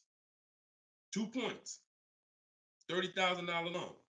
Now, some of you are going to be borrowing more than that. Some of you are getting $50,000 loans. Interest at that same 7.9 on a $50,000 loan is $10,815 over 5 years. Now, if you can get 2 points less, 5.99, interest is $7,984. This is $3,000 difference. So, do you see how if you're not getting the best loan offer just as serious as you're taking trying to get the best price, you get a good price and then you'll give it back to the bank who's giving you the loan. So this is why we get big. So we're now going to let all these people run your credit. This is when you do your hard inquiry. You don't do it before this. Hard inquiries, credit unions, online banks, your bank, your credit union, everybody's bidding now. And now what you're going to do, once you take the best offer from that round, that's round 2, that's when you're going to call the dealer and you're going to tell them what that best offer is and see if they can beat it. Because the dealership has another 7 to 10 to 12 banks that they're going to be competing to try to get your business.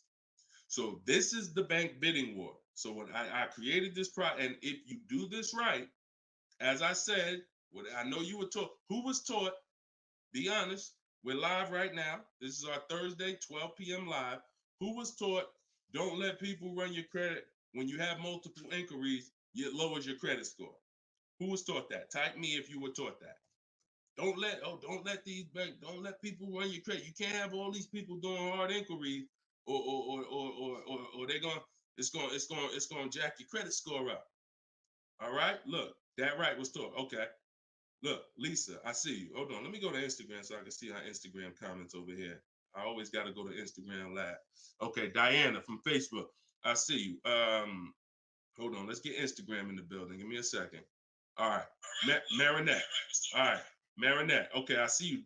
D, I don't even want to try to pronounce your name, but I see you on Instagram. So it's partially true and it's partially wrong. You have to do it the way I just laid out for you. That's called the bank bidding war. And if you want to prove this for yourself, you can simply type in rate shopping online and you'll see this is how the credit union, this is how the credit bureaus allow you to rate shop. So they'll give you 14 to 45 days to do it. If you do it like I just told you, it'll only take 2 days. 2 days. One day you're doing all your stuff at home. We're getting all our lenders at home to bid. The next day, we're getting the dealers to get their lenders to bid. And then we're making a decision on who got the best offer. So don't ask yourself. I never want you asking yourself. I never ask myself, did I get the best deal? That's a question of disempowerment. That's a question of weakness. We don't want that. What you should be saying is, following this process, I guarantee I got the best deal because I got offers from all these banks. I can't get offers from 15, 20 banks and not guarantee I got the best rate. The way you shop, or you've been taught to shop or programmed to shop, you're only getting offers from one bank, or you're just letting the dealer do it all for you. That's where your buyer's remorse comes from. That's where your skepticism about, did I really get the best rate, comes from. So we won't know what the best rate is until we get all the bids. And that's how we do it. So everything that I'm teaching y'all is part of what's in my book, rated 4.9 on Goodreads. It's called Cars from Home, 7 Steps to Saving Time, Money, and Avoiding Dealers. You can keep typing your questions because Dolan's going to pull the next question and you can put it up on the screen now, Dolan. Put the next question up. But all of you can get your copy for 75% off as long as you get to my website before the 30 minutes expires. This is a welcome offer. Normal price of the book is $97, and it's worth every penny. It's worth actually thousands. But special welcome offer, you get it for 75% off in my TikTok bio, in my Instagram bio, or in the comment section on YouTube or Facebook. Okay, this is Monty from YouTube. She said, my mother's looking to start a new lease soon, but she only drives 5,000 a year. What's the best option? Low mileage lease if she's not keeping the car. So if she's not keeping the car, Monty, watch this. I run this scenario a lot, and I want y'all to, because some of you, you were taught never to lease. If you stick around this channel long enough, you'll see probably within minutes that that's some of the worst advice that you've ever listened to. If you don't keep your cars 8 years, so we'll talk about that. And we show examples. It's not even up for debate. People who try to debate it, they're emotional and they're tied to old advice. So once you have decided you're leasing, which means I'm not keeping my car 8 years, I want to avoid that depreciation, then I need to be shopping for aggressive lease deals, because it's the short term. Again, this is another unseen expense, depreciation. This is why, look, when you buy your car today, you buy a $40,000 car today, you try to take that car back to the dealership a month later, what's it worth? You try to take, you buy a car today for $40,000. You try to take that car back to the dealer a month later. Is it worth $40,000? Right? No. A month. You might have even not you might have not even driven it. But that's the way depreciation works. You don't have to drive the car. In fact, here's another scenario. You could park the car outside your house for a year. You buy it for $40,000, park it right outside your house, don't even touch it. Just start it every now and then to keep the engine running. You come back a year later, that car is not worth $40,000. It's worth probably $32,000. Dang, how did I lose that much value and I didn't even drive it 1 mile? Depreciation. That's called the unseen expense. So whenever you hear me talk about the unseen expense, it's depreciation. So your job is to find the strategies, which is what I teach, to make sure you avoid the depreciation hit. So if you buy a car, Monty, even if she doesn't drive it, even if she only drives it 5,000 per year, 5,000 miles a year, like you're saying, she's losing value. And what she's doing when she replaces the car is she's hoping she could get some of that value back that she lost. It really never happens. Who understands that when you go to trade your car in, you never get what you really thought you were going to get for the car, right? Now, I'm going to ask you a question. Everyone who has a car outside that's 10 years old or more, 10 years old or more, type me in the comments. Matter of fact, let me know how many years you've had the car. That's a better one. Type how many years you've had the car. And for those of you who just came to the show, this is our Thursday, 12 p.m. live show. We're actually live right now. This isn't a rebroadcast, although we do rebroadcast these shows throughout the day, all day, so that you can actually catch up, watch the replay. But this is our time. We're live Monday, Tuesday, Thursday, and Friday, 12 p.m. and 3 p.m. Make sure you're here. If you want to engage with us, make sure you're here. If you want to tell your friends, this is the time to be here. Okay. So we got people 11 years. Can Skin on Instagram, 11 years, 13 years. Jessica on YouTube, I see you. 6-year Jeep Wrangler. Well, I wanted to hear from people who are longer. 2018 Sakia. So, all right, 15 Tahoe. Okay, I'm talking about the people who've had a car 10 years or more. One thing about you that listen, are y'all worried about how much you're really going to get for that car? Are you overly worried about it? Most of you are going to say, no, not really. It's worth a couple thousand, but you've used most of the value. You understand that? Look, Big Meek said I got 08 4Runner on TikTok. So we understand when you have kept your car long term, I'm not concerned with resale value much, because my whole goal with having this car was to use up most of the value.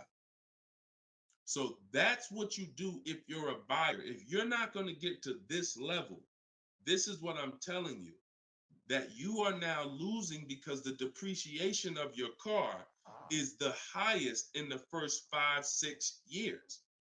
So in order for you to win, you have to keep that car, what I call the 8-year rule, 8 years. That's when the depreciation starts to level out, where you're not losing value like this. And so regardless of how much you're driving, that's not the key. That's not the key. Monty's mom is driving 5,000 miles a year. Who's a high mileage driver driving more than 18,000 miles a year, type HM? I want you to know, I want to cover all the bases for this question here. Oh, what doesn't matter whether you're a high mileage driver, low mileage driver, it has nothing to do with how much you drive, because that's not what's killing you. It's the depreciation based on the time you have owned the vehicle. And if you're not keeping that car 8 years, you should be shopping for aggressive leases. Now, before we go to the next question, I'm going to show y'all an example of why it is impossible. Yes, impossible. No way, shape, form, fashion. You can get a great deal if you purchase, but you should have leased. Okay? Let's use this scenario. Let's use Frina. Let's use Frina as an example. So Zafrina, she picks up, and you can see this date. She's recent. This is just, not too long ago. So Frina gets a $65,000 Jeep Grand Cherokee. She uses my system. You can see she uses the Cars from Home system, where she gets bids, multiple bids. We get at least 5. So don't look at this price and be like, oh, Deshone, that looks incredible. Yeah, that's because we get this through bidding. You get the best price. That's what we do here. So stick around, you'll understand if you're new to the show. But she's paying $579 a month for a $65,000 Jeep Grand Cherokee. Just so we can, let me level this out for y'all.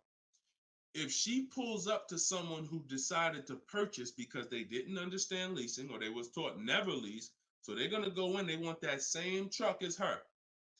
Let's just assume they got a ridiculous, how much is a great discount on this Jeep? I want to use your numbers. Type in the comments, what do you think is a great deal, a great discount? She go in just don't be realistic though. Somebody walk in, she go in and she looking at this $65,000 Jeep. Somebody's going to purchase it though. What would be, because I want to show y'all that even at the best discount that you could name, realistic though, you're still going to lose if you purchase compared to somebody who leased. Go ahead, throw some numbers out. What's a big discount? Okay, look. All right, I'm going to make up a number because it's like, okay, 600. No, not a payment. Not a payment. I'm talking about, okay, Aux the Pro said 20%. Now, we already know saving 20% off a new car is pretty much never going to happen, right? We can agree. That's usually never going to happen, 20% off the price. Let's see how much 20% is. So 10% would be $6,500. 20% would be $13,000. So let's say they knock $13,000, an impossible discount. Someday somehow we do something never been done before. They end up getting this car for $53,000. $53,000. Every $5,000 on a loan is how much per month, y'all? Some of you know, some of you seen my videos, some of you been on the show before. Every $5,000 on a loan is about how much per month? $100. Exactly. So let's do this math now, continuing to drive this point home that there is no way for you to get a great deal when you purchase, but you should have leased. So the same person who just got this unbelievable, never going to happen discount of 20% off a brand new car, $53,000, what's their car payment? $53,000, car payment's about $1,050 a month. $1,050 a month for 5 years. Let's just say they take another year on the loan. They say instead of a 5-year loan, let's take a 6-year loan. $900 a month for 6 years. Freena's paying $579. Is that sinking in? Type $ if that's sinking in. that, whoa, you telling me, Deshone, the same price that this person just got, and she got a ridiculous lease on it, she's paying $579 a month, even if a person got an never gonna happen discount. I literally just took what my man here on Instagram threw out, and he knew he was throwing out something crazy by saying 20%. Even with the 20%, payments $500 a month more than Freener got leasing it. Now let's do one more scenario here. One more. See, all of this is what I'm teaching. This is in my book. This is why the book is 4.9. Goodreads.com. Thank you to everybody who's reviewed the book, Cars from Home, 7 Steps to Saving Time, Money, and Avoiding Dealerships. One more scenario. Let's throw a used car in here. So we already looked at Freener's deal, brand new, great lease. Second, brand new, never gonna happen discount.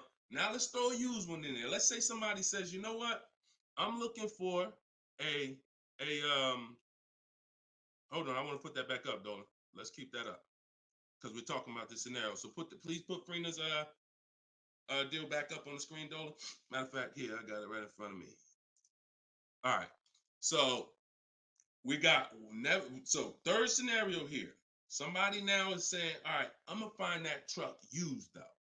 So instead of 65, good price on a used one. Let's say we find one that's like 40% off, 3 years old. Again, I'm using extremes to show y'all. So some of you are like, Deshone, if you're using extremes and it's this different, dag, I've been overpaying by not understanding leasing. Yep. I wish I had Dave Ramsey here. I wish we could get Dave Ramsey on the show.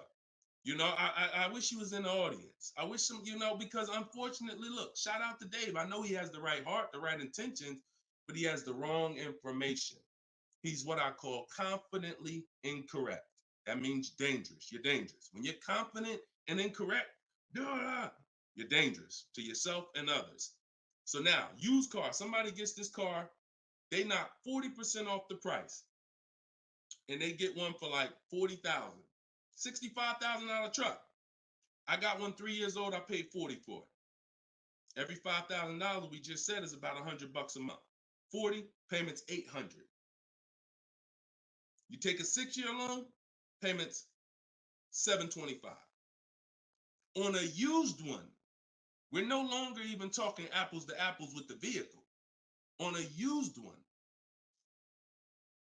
$579 Freener's paying, $725 for a 6-year loan on a used one, 3 years old, 1 year on the warranty left. Then you're on your own. $1,000 a month to buy a brand new one. See, son, you getting mad yet? Are you getting mad yet at the people who taught you not to lease? Now, who should be? Because some of you, if you just tuned in, you might be thinking, oh, Deshone, so should I only lease? No. If you are not keeping your cars 8 years, then you should only lease. Because when you buy, if you keep the car long enough, you can win. Because you're going to pay double what Freener's paying if you buy a brand new one. You're going to pay more on a used one, but eventually you pay off the car, you keep it 8, 10, 12 years. The longer you keep it, you can catch up. You're still not going to, you get what I'm saying? Because Freener's always going to have a payment. If she keeps leasing, she's always going to have a payment. But if you keep buying your cars, trading them in 5 years, trading them in 6 years, trading them in 4 years, you are no way, shape, or form even close to this. You're thousands and thousands of dollars away. There's thousands of dollars more every year coming out of your bank account than someone who understands leasing. Yeah. Tell your parents, tell your cousins, tell your brothers, tell your spouse. This is what I've been ranting about for years, trying to get you to understand. That's why I say there's no way to get a great deal if you don't understand. If your deal's on the wrong foundation, no way to get a great deal. It's impossible, no matter how much you save on the car. Okay? So yeah, we go deep on that today. Good. I'm happy we got a chance to go deep. All right. I see a lot of people typing $signs. You understand. All right, Dolan, shoot the next question up. Skinner, I see you on YouTube, man. It's real. It's real. This is what we do, man. I'm glad. We gotta look. I'm the bad news first person. So don't think I gotta share the bad news first. And then, but I'm also giving you the olive branch to like, you can change this. You can start doing things different. You can start shopping different. You can learn how to make these people bid.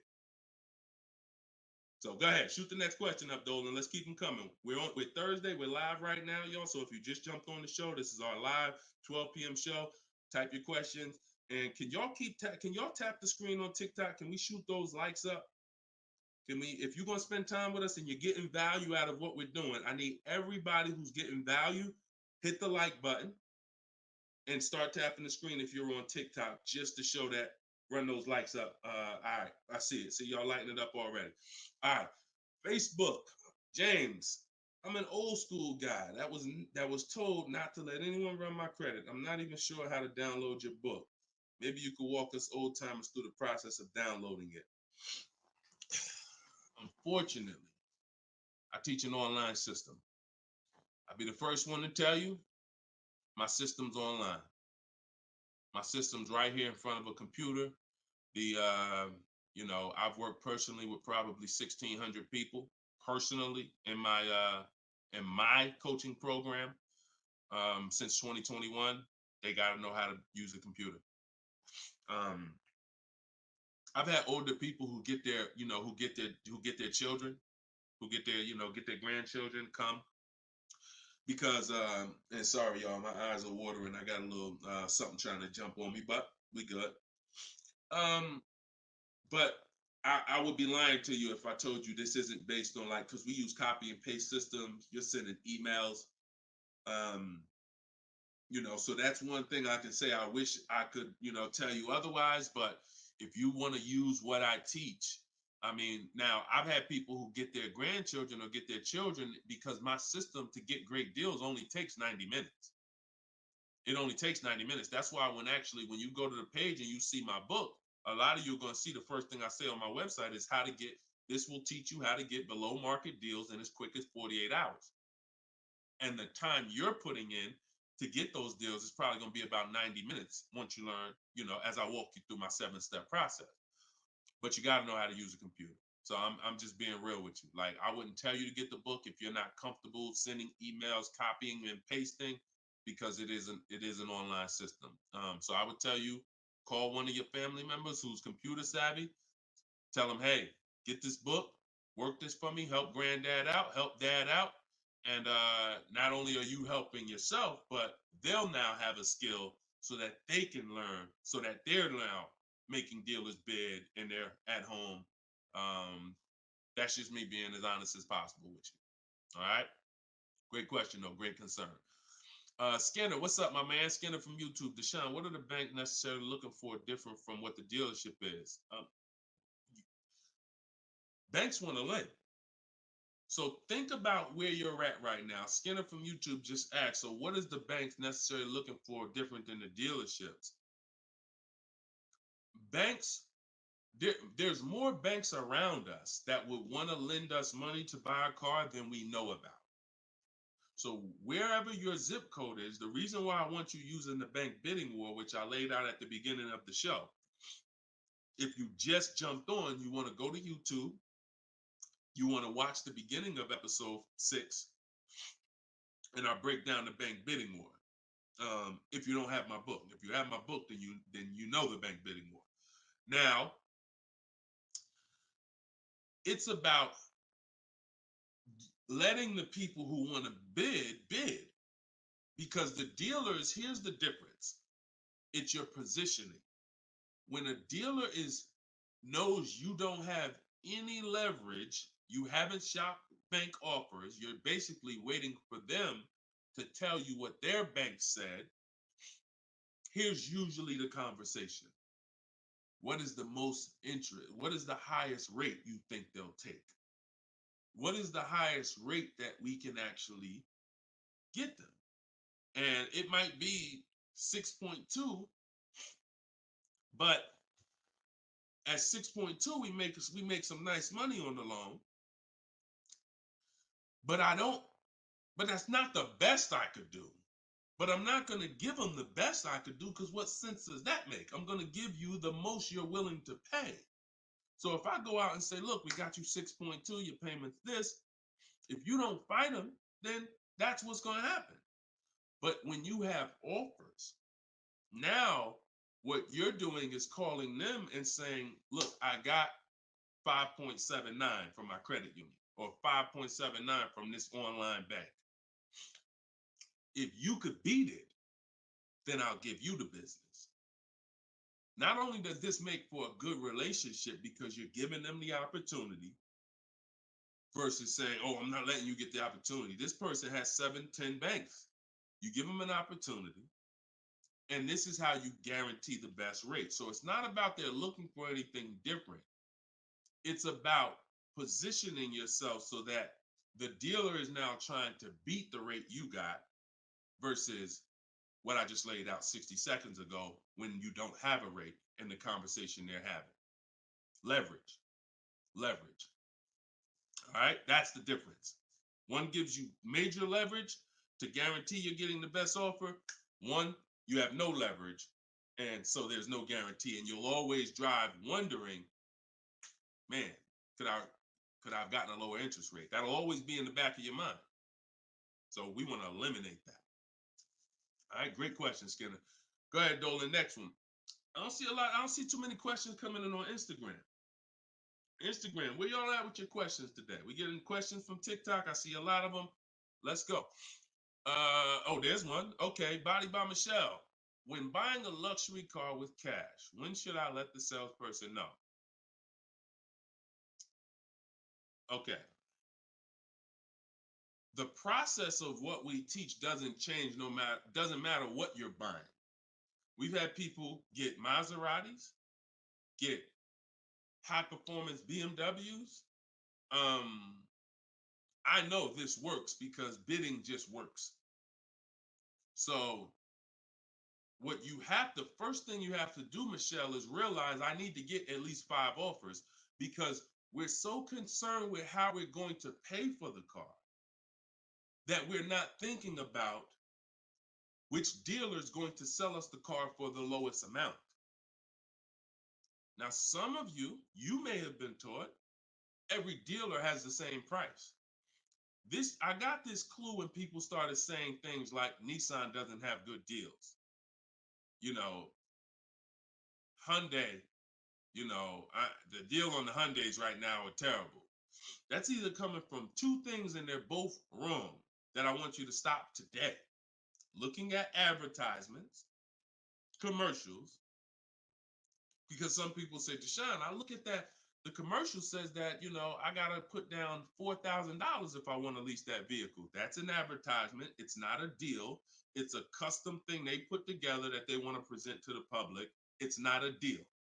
When you look at what I just showed you with Frina, when you look at Danielle's lease on her Audi A3. She's paying $550 a month, $44,000 Audi A3.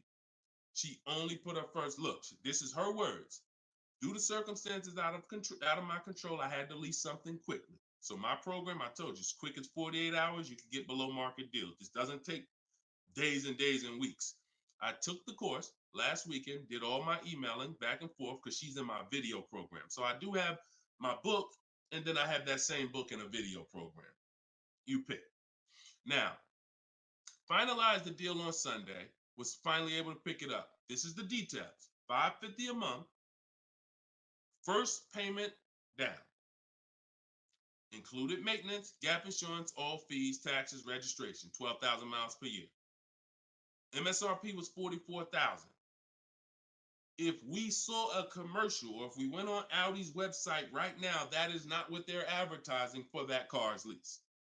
They're probably advertising $479 a month with $3,700 due at signing, plus tax and fees, which would end up, if you wanted to get to this payment, you probably need $5-6 grand up front.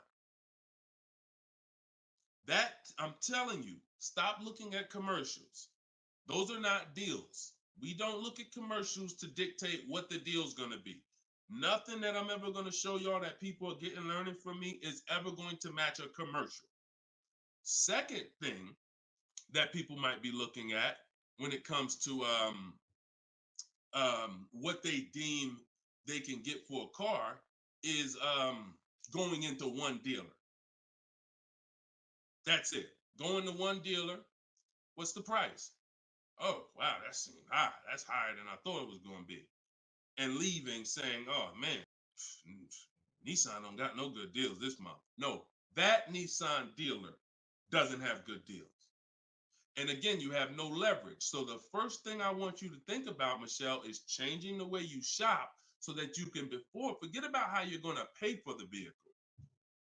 First paramount thing is to make sure that I'm getting 5 offers, because we've done the statistics. I got people all around the country shopping that report to me.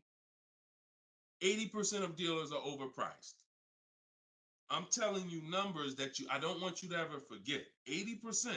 That means out of 100 dealers, 80 are overpriced. 20 are the great prices. So you're not going to walk into a dealer and get a great price, because you have more of a shot of walking into an 80% dealer than you do a 20%. So you stay at home. You could do it my way, which is in my book, totally online. You use my scripts, use my templates, they're copy and paste. Or if you want to do it your way, you can call around and get several quotes. But you need to get at least 5, because you're going to be amazed how different the quotes are. One dealer's charging $550, another dealer's charging this, another dealer's charging this. Hey, that's a $5,000 difference. That's the way it should be. That's the way it should be. Okay? So that's what you focus on, Michelle. Forget it. If you're going to pay cash, keep that in the background. People walk into a dealership all the time. You see it on internet. They make videos about it. Oh, I'm walking in, man, about to get this Lamborghini. Yeah, I want that black one right there. Boom. All right, write him up. Let's get him out of here as fast as possible before he realizes what he needs to ask. Okay, and he don't want to look like he's negotiating. You're going to overpay all the time. People celebrate the cars, but they overpaying for them. So don't focus on how I'm getting the car. Focus on, let me get these offers so I can make sure I get the best price. Once I get the best price, here's the cash. Okay? Great question. Shoot the next one up, Dolan. We're live, y'all. This is our Thursday, 12 p.m. show. We'll be live for about an hour. So we're going to try to get through as many questions as possible, but I don't like to give short answers. And for those of you who like to shine, I want all the answers in one spot. That's in my new book. It's a digital book. It's called Cars from Home, 7 Steps to Saving Time, Money, and Avoiding Dealers. And you can get yours, have everything I teach in one spot. If you get the 75% off price, it's $24. It'll be in your inbox in 5 minutes. You can get it in my TikTok bio. You can get it in my Instagram bio, or on Facebook, YouTube. We got a link in the comment section for you that you can get your copy at 75% off. But it's only for 30 minutes. Once the timer expires, it does go back up to the $97 price. Okay, YouTube, Hanako. Sorry, hold on. Eyes water, I'm sorry. All right, YouTube, Hanako. What if you guess incorrectly on what your yearly mileage will be for a lease? Can you renegotiate your lease if you will go over the mileage? So some brands will let you buy mileage before the lease ends.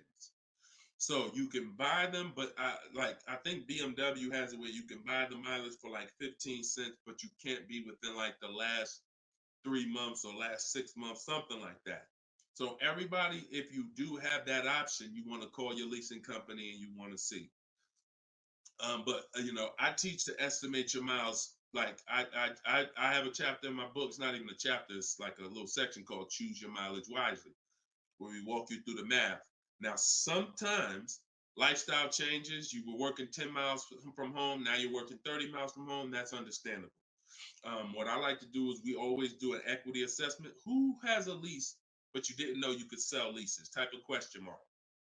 If you did not know that you could sell a lease, I want you to type a question mark in the comments, because you need to get familiar, and every one of you who are going to be replacing your cars, whether you own it, lease it, anything, you need to get familiar with what we call an equity assessment. Yep, I see a lot of you. So a ton of you have leased cars and you didn't know that you could sell leases. So imagine how much that's cost you so far. Again, I'm the bad news first person. If you dropped off a car without seeing if there was any equity, then you certainly, I mean, there's no guarantee, especially, but if you dropped off a car 2020, 2021, 2022, oh, you most certainly, there's a good chance you had equity because everyone did. And it was to the tune of, 5,000, 7,000, 10,000. If you had a truck, some of these trucks, $10,000, $12,000 checks people were getting. Now those big checks are over because that was a limited inventory thing where resale values were so high. Almost everyone had equity. But you need to make sure you're not leaving 1,000, 2,000, 3,000 on the table in this market. In a normal market, we always do an equity assessment. So if you're going over your miles, you want to do an equity assessment to see if you can sell it. Because if you sell it, you're out of it, and you can just go lease a new vehicle. But so the equity assessment is you call your bank, you get your payoff. You go, once you have your payoff, you want to ask them. It's only for leases. The second question is only for leases.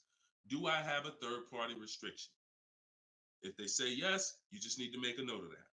If you don't have a third-party restriction, and there's several brands that don't, Chase, Toyota, Mazda, there's still a couple leases out there that don't have third-party restrictions, then you're going to go and you can sell to any of the online bidders, highest bidders. You get all these offers. And look, let me be clear on when you should be doing this. Before you ever think about shopping for a car, you gotta take care of your equity. You shouldn't be shopping for a car and then saying, all right, now let me check and see what equity I got. Because now if you don't, you need to know that up front, because if you have $3,000, $4,000 of equity, that matters going into your budget. Maybe you want to apply it to your next deal. Maybe you want to put it in your bank account, but you need to know about it early. That's why it's the second step in my system. I got 7 steps. Equity assessment is the second step. As soon as you think about getting a new car, your first question should be buy or lease. Should I buy or lease? That means, am I keeping the car 8 years or not?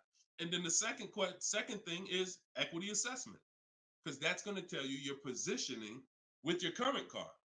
So once you get your payoff, you go to the Carvana, CarMax, Driveway, and you look, you do what you want. I would not suggest you be lazy in this. This takes 20, 25 minutes, and this is your money. So you go to those websites, CarMax, Carvana, Driveway, Kelly's Blue Book Instant Cash Offer, hold on, Auto Nation Sell My Car, and Car Google Sell My Car. 6 offers. 6 cash offers, and that's going to tell you your equity position.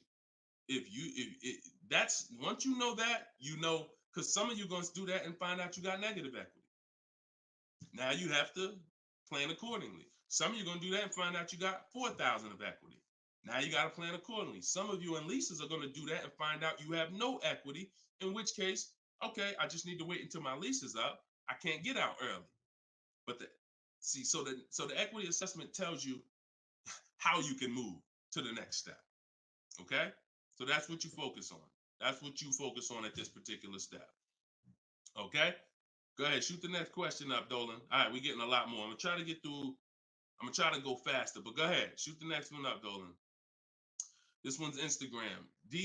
That's my man that I said I didn't want to butcher your name. Might even be a woman, so I'm not even gonna try to pronounce the name. But my lease is up in 6 months. I would like to lease again. Is my current lease gonna hurt me when trading it in? Equity assessment. I'm glad you asked that. Equity assessment. That's the game. That's the game. See, those are the questions that gets answered with the equity assessment. Is my lease gonna hurt me or help me? Do the equity assessment and you'll know. Now, if you have a third-party restriction, then we can't sell direct to these online buyers. We have to sell to a local car dealer of the same brand. So I have a script in my book where I walk you through talking to used car managers so that you can actually sell your car locally to them. You're selling a 2 or 3 year old car, usually good mileage for most. We need to sell that car to a local used car dealer, but we are still getting bids. We're not walking in. This is what a lot of people did. You may have did it. Man, I got a third-party restriction. I'm going to just walk into the dealer. hey, yeah, look, I know I got equity.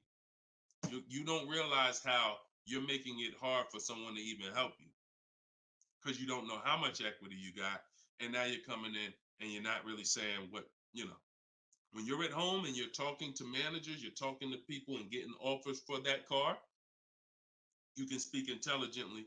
And we only talk to used car managers in those cases. But that's only if you have a third party restriction, because some people, another thing they were doing is buying their cars and then turning around and reselling them. Reason I never do that is because, and nobody who's listened to me, even throughout the pandemic, I don't think we had one person do that, is because when you buy, you pay taxes, you pay fees. So yeah, if I had 5,000 in equity and then I buy the car and resell it and then I pay 4,000 in taxes and fees, by the time the title gets to me and all of that, I might break even. When we sell direct to a used car manager or a local dealership, we don't pay those fees. So although they might not pay, they're not going to pay as much as CarMax, Driveway, and any of these online bidders, we still get offers from them because we don't have to. They're not going to pay those fees. We're not. Those fees aren't going to come out of our profit. Okay. Equity assessment. Again, D. I'm gonna just call you D. Go ahead. Next question, Dolan. Exactly. Exactly. Auto advisor. Equity assessment. How'd you come up with the auto advisor? That's so funny. I'm just not used to seeing, I'm not used to seeing anything that says the auto advisor unless it's there's a lot of Deshone the Auto Advisor accounts going around inboxing people to buy crypto. I don't do anything but car education. So if it ain't about Cars from Home, my book, if it ain't about Cars from Home, my video library, it ain't about my coaching program, then it is not me. Stephanie from TikTok. So you can ask any lender, even if they don't work with them directly at the dealership? Absolutely. These people lend money. They don't care about selling you a car. People that lend money want to give you a loan. Good question. Absolutely. Go ahead. Shoot the next one up, Dolan. All right. Everybody getting value out of the show so far? Type dollar signs. Let me see the dollar signs. If you're enjoying and you're getting value out of this show, by the way, for those of you who just came, this is live. This is our Thursday live show. We rebroadcast these shows throughout the day, so that everyone can rewatch them. So you might see a rebroadcast, but Monday, Tuesday, Thursday, and Friday, 12 p.m. and 3 p.m. is when we're actually live. So when your coworkers, your family is talking about car shop, you want them here 12 p.m., 3 p.m. We're actually live Monday, Tuesday, Thursday, and Friday, Eastern time. All right. This one's from Instagram. How do you get a great lease deal? Bids. It's the only way. Because all right, so I'm gonna give you an example of how not getting bids will actually deceive you, and you could possibly think you got a great lease deal. So this is Charles. He got a Palisade. Palisade's probably one of the top 5. Definitely throughout the pandemic, it was probably top 5 most popular, SUVs. People were overpaying, and I don't want to, I don't, you might have one. And, unfortunately, a lot of people overpaid for these, and they're still overpaying for them. So he reached out to 3,500 dealers. Now he used my system. So this probably took him about 25 minutes. I have something in my book. My strategy is called the 25 to 5. What that is we're connecting with 25 dealers online. And our goal is to get 5 offers. Because if you want to show earlier, I told you 80% of dealers are overpriced. So we're going to get 5 offers, and they're going to be about $150 to $200 a part minimum. Your best offer when you get bids is going to be about $150 per month to $200 a month cheaper. Now, if you're purchasing, hold on.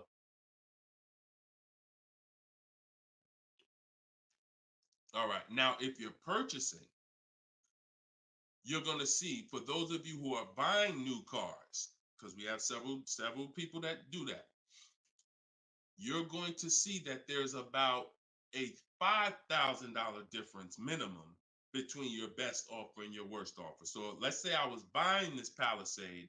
When I get my bids, my best offer to my worst offer is going to be close to $5,000 difference. That's when you know you're doing it right. because we get below market car deals. Some people get market value car deals.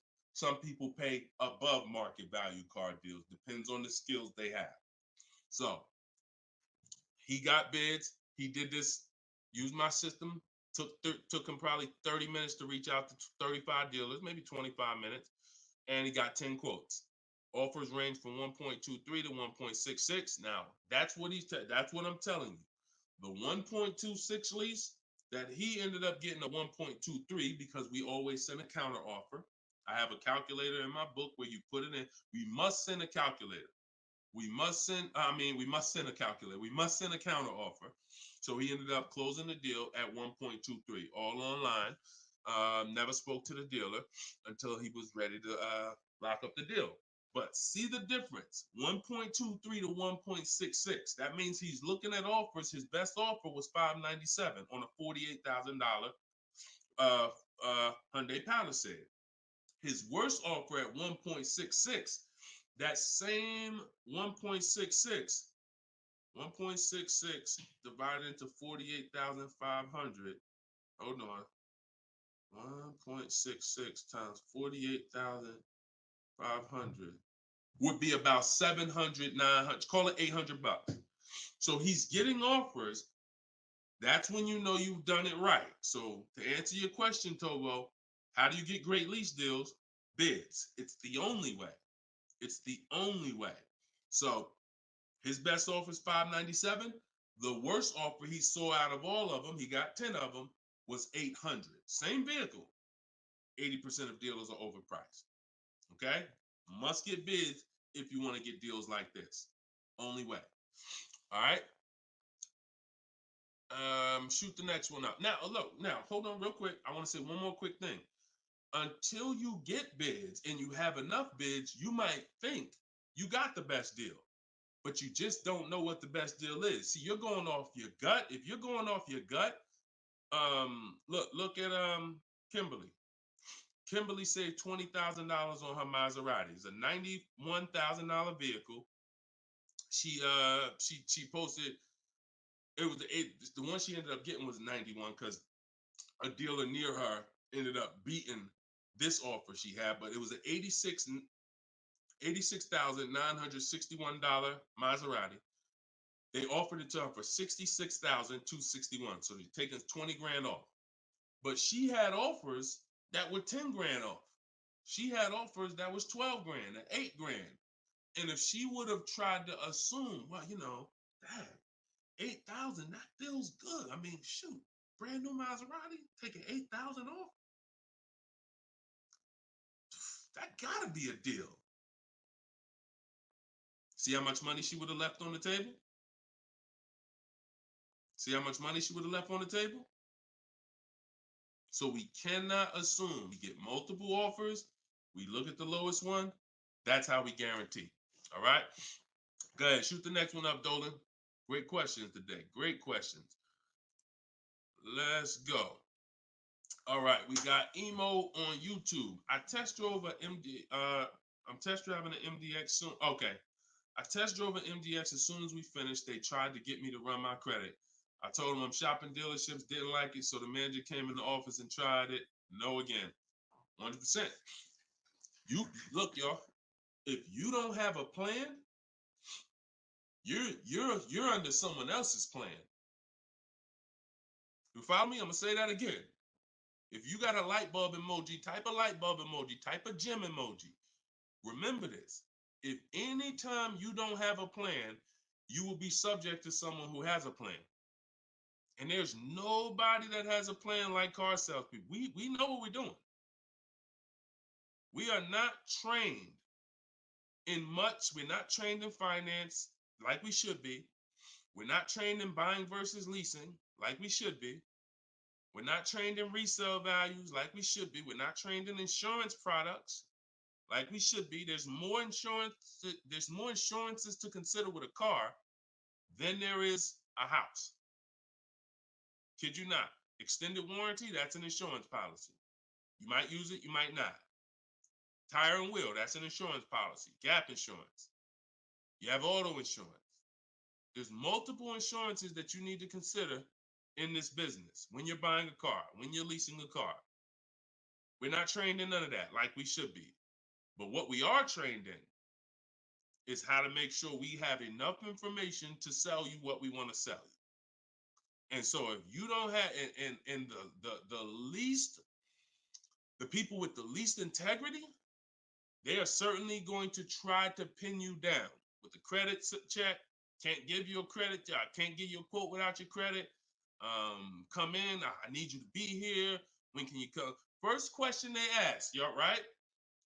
Who's getting phone calls from dealers right now? Raise your hand and type me if you're getting phone calls from dealers right now for any reason. Bring your car in early. Hey, your lease is almost up. Hey, I saw that we can get you in a new car. We can keep your payment the same. Look, nobody's business. If you're getting phone calls from dealers right now, type me in the comment. Look, Skinner said they blowing me up. So understand the reason why they're doing that is because they want to pin you down. It's just come on in. When can you come in? When I can come in, I get you to talk. Numbers in here, it means you're pinned down. You cannot do this. You're losing all your leverage. So that's why I'm telling you, you're going to shop with a plan if you're following what I'm telling you, if you're following what I teach. Some of you have my book already. Shout out to those who have my book. We're rated 4.9 on Goodreads.com. Appreciate everybody who's reviewed the book. You can get yours for 75% off. It's normally $97, but in my TikTok bio, 30 minutes only, you can get it for 75% off. Instagram bio is $24 if you get the deal in the comment section. But you must have a plan because they have a plan and you don't know who you're dealing with. So that's all I could tell you. But I'm glad you stuck to the guns. Even under the pressure, you didn't let them run your credit. You stuck to the guns. Way to go. All right, go ahead, Dolan. This one's from TikTok. Better to buy used or new? Planning to keep longer than 8 years. Thank you for all that information. Letting me know you understand the 8-year rule. I appreciate you. That's a matter of, okay, so if I'm buying to keep more than 8 years, right? Only question between new or used is a question of budget. Can you get everything you want and need in a new car for your budget? Once you get all your bids, can you get all those bids? Is the best bid that's going to win your business on a new car in your budget comfortably, then get a new car. But now some of you can't afford a new car that covers all your needs. Needs are the most important thing you need to think about. You need to know the difference between wants and needs. Needs is, I got 3 children, I need a third row. Need is, I drive on the highway a lot, I need a car that has good acceleration. That's needs. Needs are things where if you don't get them, you're not going to like the car, you're going to trade it in because it's not doing the basic things you need it to do. That's needs. Wants is, I like to have the sunroof. I don't need it though. But if I can get it in my budget, I'll take it. I like to have this. I like to have that. These are wants. You got to know the difference. Unless your budget can buy everything. But if you can't get everything you want and need in a new car for your budget, then we go used. But if you get everything you want, there's plenty of people who are like, you know what, Deshone, I am a long-term person. I'm keeping more than 8 years. I could afford both. I only get a car every, only once a decade. I want to get a new one. That's fine. And some of you are like, you know what? I really want to go with even more value. So I'm gonna look to get a pre-owned one, not 30% off the price, 20% off the price, 40% off the price. That's fine too. There's no right or wrong there. Just go through it and pick the one that works for you. Great question. Okay. And now I haven't told you, while you putting the next question up, Dolan, my process for shopping for new cars and leases is totally different than the process we teach on shopping for used cars. It's entirely different. One is called the 25 to 5, where we're reaching out to 25 dealers online, connecting with them, looking to get 5 offers. The other one is the multiple marketplace strategy, where we're on all the online marketplaces where used cars are, and we're narrowing down. We're looking at the used car market, the low prices. We're turning on alerts on our phone so we get notified whenever there's a new car that pops up. Totally different process. Both are online. But with a used car, we cannot do 100% of our transaction online. Sometimes with new cars, we've had people who never left their house. They just went to test drive the car and everything was done online and the dealer delivered the car to them. That's fine because it's a new car. No one drove it. With a used car, we must test drive. So we can only do about 90% of our process with used cars online. 10% has to be in the dealer. Okay. Miss Dollface on Instagram.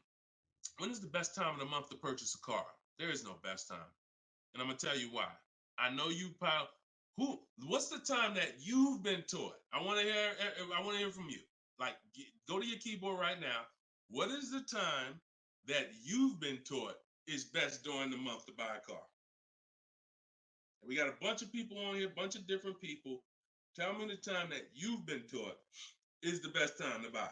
And then I'm going to tell you why that's not the best time. Right? And I know what everybody's going to say.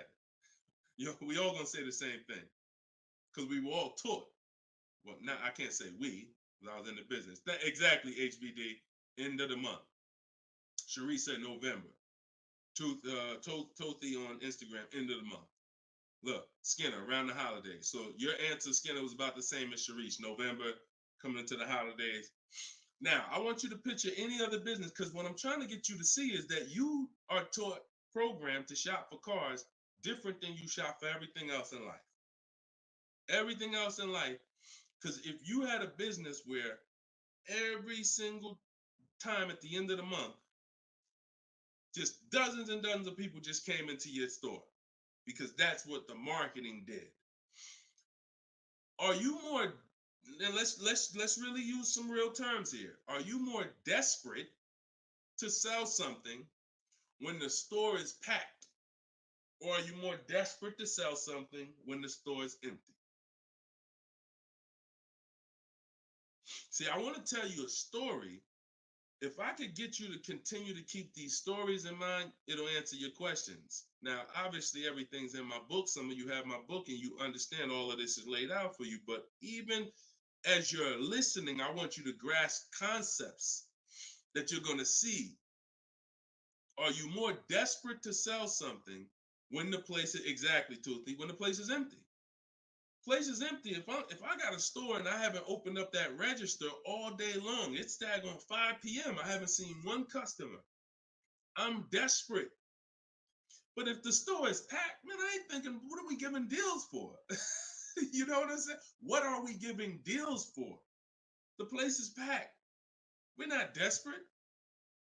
So the marketing is great. The marketing makes you think, oh, end of the month, we're getting the best deals here. There's clowns up here. They got daggone balloons. They got the guy outside with the arms blowing. They got signs everywhere. This is what the place is a carnival. Why do we need to give away these cars? No. You don't want to be sitting next to somebody and Jim drives off with a car and Jim like, all right, man, have a good one, man. Yeah, you here too, man? We was here the same time. Great. Yeah, man, I'm going. And you sitting there and you going to say no to a deal. Salesman looking at you like, hey, look, do you want it or not? Because, we're real busy. It's people waiting in line. Do you let me know? So it's the pressure. It's the like. So I say that to say what you've been taught, the holidays, the end of the year, sounds good. But you're much more likely to get a deal when there's no one in the showroom. The 10th of the month, the 2nd of the month, place is dead. And I like to make sure you're positioned. So what I teach is something you need to have 2 dates in mind. 2 dates. Every time you're shopping for a car, I teach you need to know these 2 dates. The as soon as date and the no later than date. The as soon as date is the soonest you can buy a car. Soonest you can buy a car, as soon as date. You're not in the market until your as soon as date is today.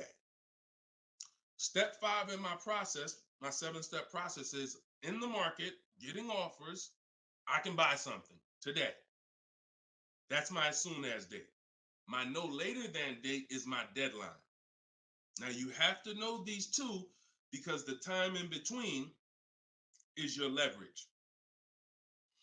So let's just say my as soon as date is today. I can start looking at offers. But my no later than date, I got 2 months. 2 months. I need to have a car by this time, 2 months from now. That's my deadline. I got all that time in between to say no. I got all that time in between that when I'm contacting dealers, when I'm looking at inventory, I can look at trends. I can see are the prices dropping. I can have alerts on my phone, getting access to the new inventory. This is our process. So some of you are like, Deshone, I need a car in a week. Well, you still have a as soon as date and a no later than date. 3 days, soon as date, no later than, doesn't matter. So you have to know these 2 dates because in between is your leverage, which is why I don't want you emergency shopping unless it's an emergency. Okay? I don't want you emergency shopping. Don't get into the habit, don't stay in the habit of emergency shopping. Oh, I'm gonna put it off to the last minute, and then, oh, I gotta go into the dealership. Oh, I need a car this week. All of that is working against you. Now, if you can still get, in fact, when you go to my website for my book, you'll see it says below market deals in as quick as 48 hours. But the more time you have, the more time you have to say no. Programs change every month. You see deals change, lease programs change, rebates change. And so when you have inventory changes, so if you're looking for a black or blue car, all these dealers don't have one right now, but they got one coming next month. You can, that's fair game for you because you have time. So these are all the benefits of getting in the market 3 months early and learning how to look at the deals. If there's a great deal now, we jump on it. If there's not, okay, I'll look next month. And that's what I did when I got my mother's lease on her Mazda CX-5. October, I was looking at the deals. I didn't like them. Got all my offers. I said I didn't like them. Now, the great thing is I made contact with all these dealers. So they know. Now I'm following up next month. Hey, just checking in. How's the deals looking for this month? November, didn't like them. 3rd month, December, got the deal I liked. Wrapped it up. So don't always think time is an asset. Time is an asset. Now, if it's an emergency, that's fine. We got to get a below market deal. We only got a week to do it. That's fine. You better have a strategy. But if you have the luxury of time, we use that to our advantage. So I wouldn't say there's a best time of the month to purchase a car. But if you're in the market and you're positioned, here's another thing you're positioned for. Every now and then we come into the dealership. When I was at Mercedes, when I was with General Motors, it happens all the time throughout the year. It could happen on the 10th of the month. It could happen on the 12th of the month. It could happen on the 8th. We don't know when this is going to happen, but this is the conversation I'm about to give you, a behind the scenes look of exactly what happens and why I want you to be positioned. We come in, they look at the numbers on the board. Sales manager looks and says, man, we got 20 cars sold for the month. We are way behind our objective. All right, listen, call everybody anybody you got, anybody that's real, anybody that's a real buyer, call them.